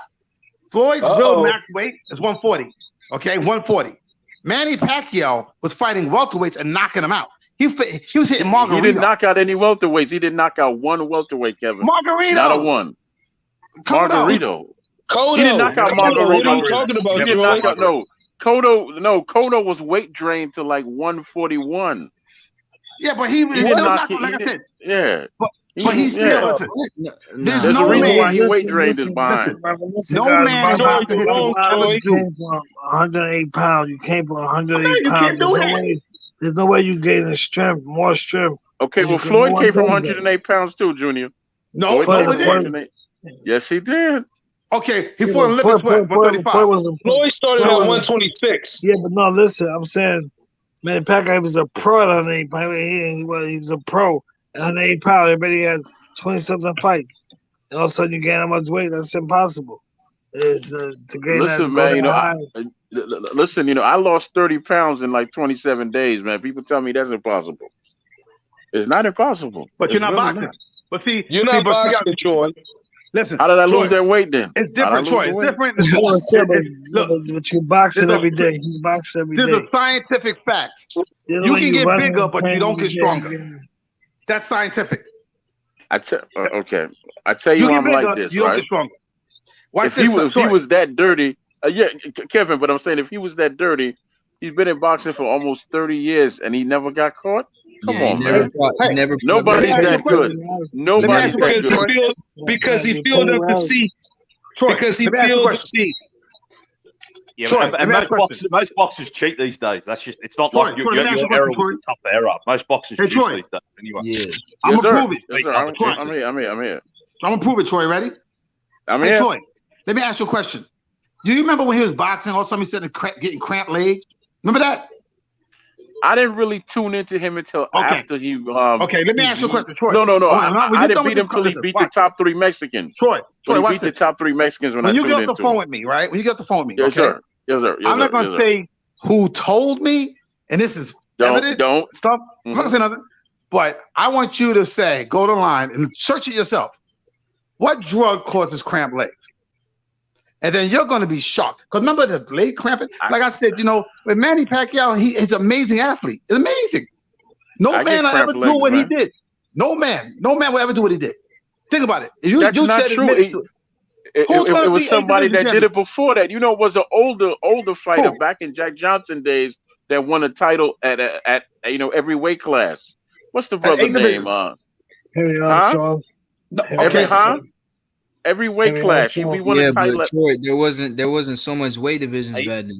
He won a title at every weight class. Every single weight class. All the way to heavyweight.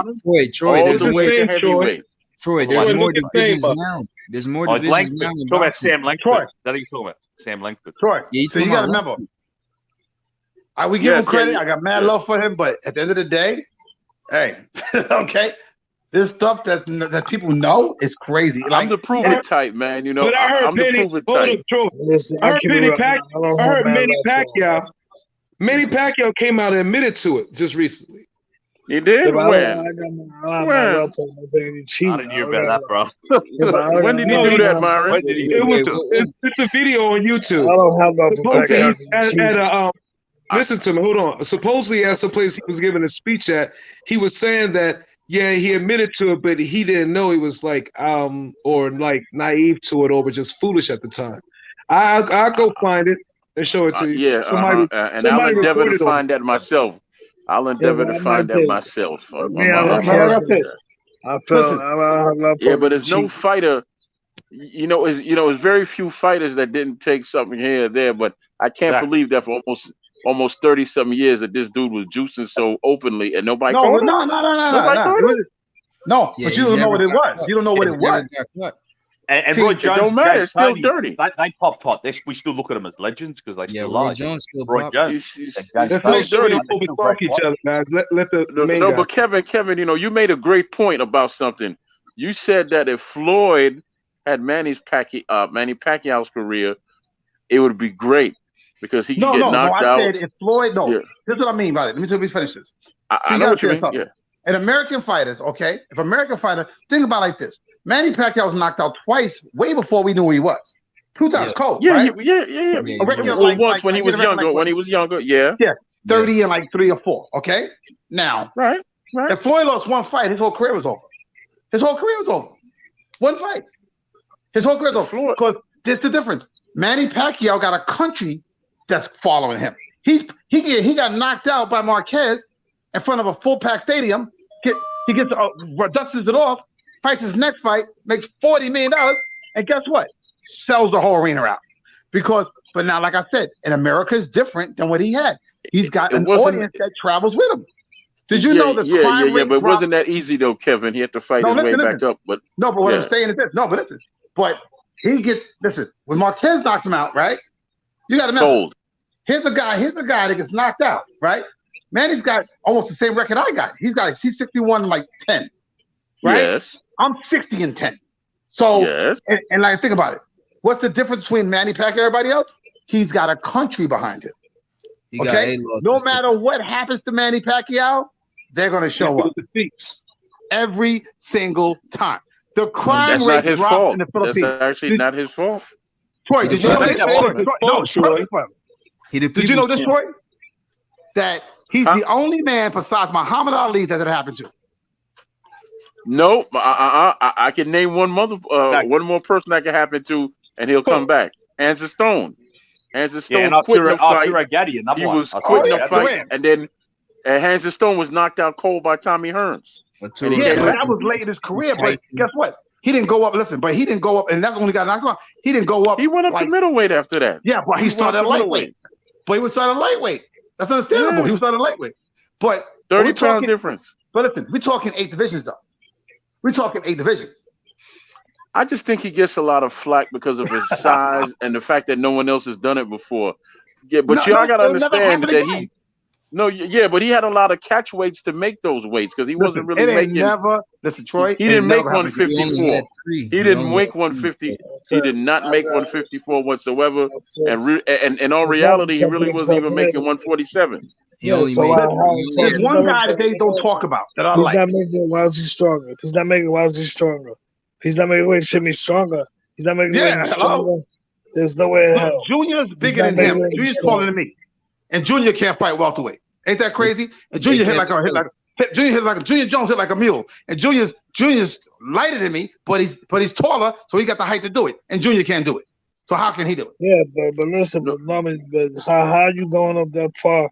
You're not making the weight. You're underweight, and you're not got natural 100.7 pounds, 154 pounds. Okay. There's no way.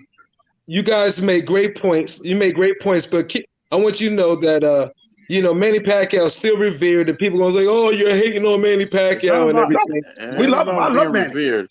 I just want some proof. I mean, to me, in my common sense mind, I got a common sense mind. 20 years and the dude never got caught. That's never got caught. Listen. Simple as that. Y'all keep in mind, Troy loves Manny Pacquiao and hates Floyd Mayweather. Y'all should know this. Listen, I love it all. Listen, check this out. We love him. We ain't gonna talk about it. You know why? Because we're gonna let the legacy go. We're gonna let it go because we know certain things. We're not gonna say it because we know certain things. Just like with certain things in the game. Okay, certain things happen in our game. We let it slide. Like, okay, whatever. Let that ride. Let this ride. Let that ride. Okay, because in the boxing game, okay, it's a black eye to our sport. You know what I'm saying? Anything's a black eye to our sport, right? It takes away. So we rather be revered than hated. So at the end of the day, hey, he did it. Let me ask you both a question, right? Even if he came out dirty right now, would he be hated? No, because he got a country behind him. But Shane Mosley's not hated. Roy Jones, James Toney, we still consider them great fighters. Yeah, but they didn't do that Superman stuff that he did. Okay, he did some Superman stuff. James Toney went to cruiserweight and heavyweight. I mean, he went up. But James Toney. So Roy Jones did it before him, though. You know what I'm saying? Roy Jones did it first. John Ruiz. Kevin Kelly. So what you think about Evander Holyfield? He was never popped dirty, but everyone say he used steroids too. You think he used steroids? Yeah, I think he messed with a little bit. He was trained by Devin Haney. So not Devin Haney. What's the guy? The bodybuilder. I forgot his name. Yeah, I can believe Lee Haney. I can believe that he touched it up a little bit when he was working with the bodybuilder, but I don't think it helped his career any at all. He was naturally skilled. Okay, remember this rule. Holyfield was a naturally skilled fighter. Yo, Troy, remember this rule. Yes, in sir. boxing, it's not illegal till you get caught. That's right. In life, it's not illegal. It's not wrong till you get caught. Check this out. There are drugs that you could take. Okay, remember, I went to Holland, right, back in the day, in the early 90s, right? And ecstasy was out then. Ecstasy was out. I didn't know what it was, right? Blue pills, right? It was allegedly, out, right? Now, I didn't know. I could have brought it to America and sold it, right? Because it's not illegal because they don't know what it is. Troy, let them finish, Troy. Yeah, let them try. They don't know what it is. So until they know what it is and what it does, then the government makes it illegal. Okay? Before, it's not illegal. Just like until they find you, they bust somebody. When they bust somebody with something, then now we make it illegal. Okay? Before that, that's how people get away with things because it's not illegal yet. I wasn't cutting you off, Kevin. I was just I kept saying that word so you don't incriminate yourself. I wasn't cutting you off. But let me say this because I'm gonna shut it down in the next 10 minutes, man. It's been wonderful having you on, but I know some things about you. When you were training, you used to sneak off to the bodega and order like a ham and cheese sub, while you was in training camp, Kevin. So I don't know what you talking about. I love it. I love it. It used to give Junior Jones your chips and your soda, but you used to keep the sandwich. No. Junior used to sneak off to the Jamaican spot, order some curry goat. That's what Junior used to do. Yeah, in Brooklyn we could do that. In Brooklyn, we could get Kerry Gold, CMOS, I had weight Ting, all good. So that. I could have did it. Yeah, but I held my weight good, so I could have did it. I was 118. Jay used to be a bantamweight, and I was a featherweight, so we had a good time. So tell people out there, don't forget the Sucker Punch Show is on Instagram. Click onto it, like us. What we got everybody on there. Errol Spencer's on there, Roy Jones on there, Tyson on there. We got everybody on there. It's the millennium we fill up the shows because we in age with like Troy Graham's show. We in age with everybody else's show where we're going to talk about things that are very different, very obscure, and that's why we're the Sucker Punch. A Sucker Punch comes out of nowhere. That's what we do. We come out of nowhere. That's what's up. That's right. Also, that's right. One more thing. The Strike Back Machine. No, go ahead. The Strike Back Machine. Go to www.strikeback machine, right? And you can see the machine that I got. Nellis Air Force Base got the first machine. They had the first one. UFC was in negotiations with me to like the second machine. It's the only fight machine in the world. Because I always felt like this. If you punch a heavy bag, it don't hit back. But the Strike Back Machine does. The machine, I got the same thing. Have you seen my machine, Jay? When Jay comes to Vegas, I'm going to hit the machine. You seen my machine? I used to have a Strike Back machine too, Kevin, man, but I divorced him. You seen mine? Yeah. Kevin, you seen mine? What? What's yours? Your ex-wife? My wife. Yeah, exactly. I'm gonna give you a clip of it right now. Go ahead. Go ahead and give your final. You see it, Jay? Look at that. Yes. That's the Strike Back machine. It's a real machine. You see this right here? Look, see this right here? Wow. So I've seen it before. Hit your back. I've seen your thing before. Yeah. Well, go ahead and give y'all final thoughts on your social media, man. So I go ahead and shut this down. I got to put one in beautiful. There you go. And we got kick pads on the bottom. It's been a beautiful 3 hours, man. Let him market his machine, man. I'm showing the Strike Back machine. I see him. So you take on the Strike Back. Where's the where can you find it at? www.strikebacksystem on there, or you can look there. The builder developer is Frank Petrarca. Okay, and I have the one I've seen in the garage. It's coming in different colors. We sold our first one to the Nellis Air Force Base. We in bed right now with UFC. We're gonna get probably put one in there. I also talked to Bruce Silverglade in New York.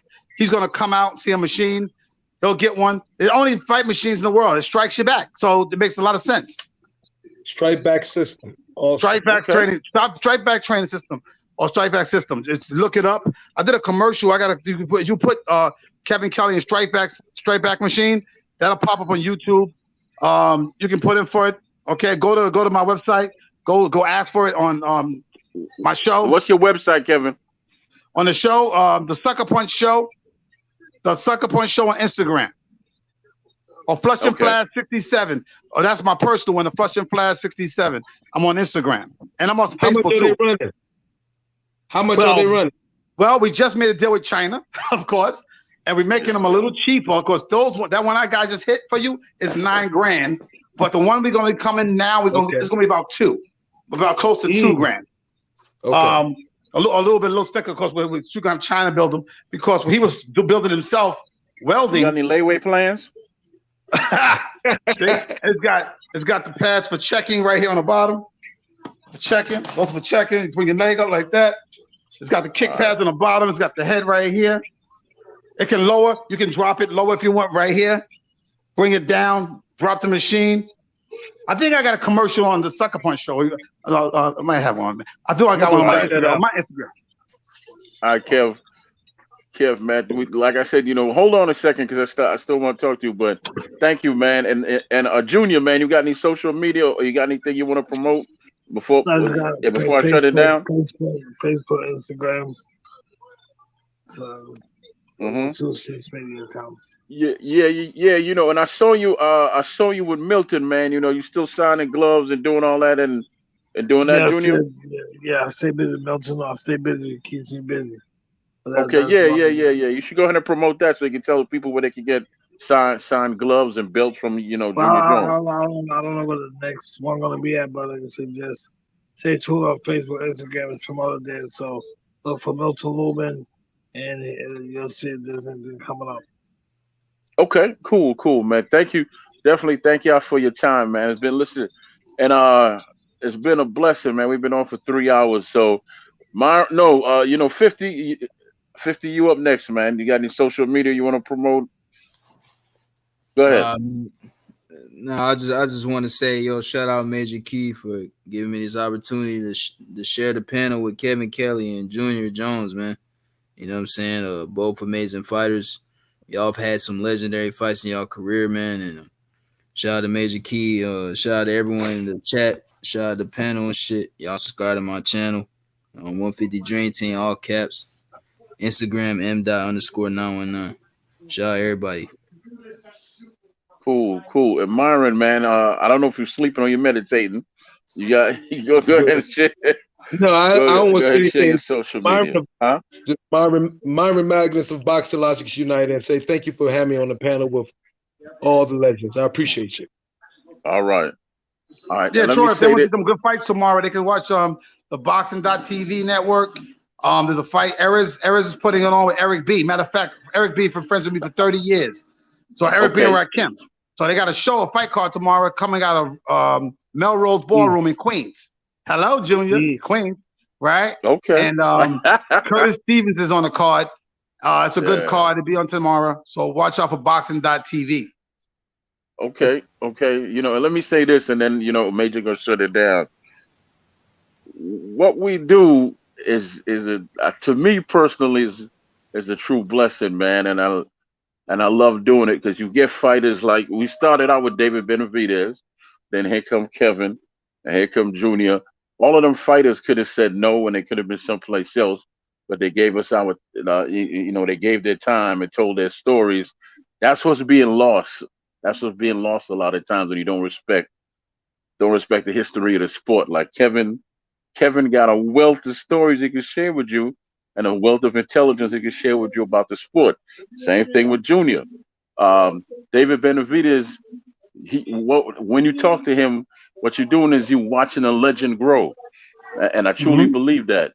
So, I just want to thank everybody. I just want to thank everybody for coming out. And this is why I don't give a damn about big numbers, man, because at the end of the day, if you don't love what you do and you don't leave any memories, like you said, Kevin, what's the point of you doing it? What's the point of you doing it? Right? So you got to leave legacy behind. Legacy. You know what's funny? Yeah. You got to leave legacy behind. Let me show you something. You got to leave legacy behind.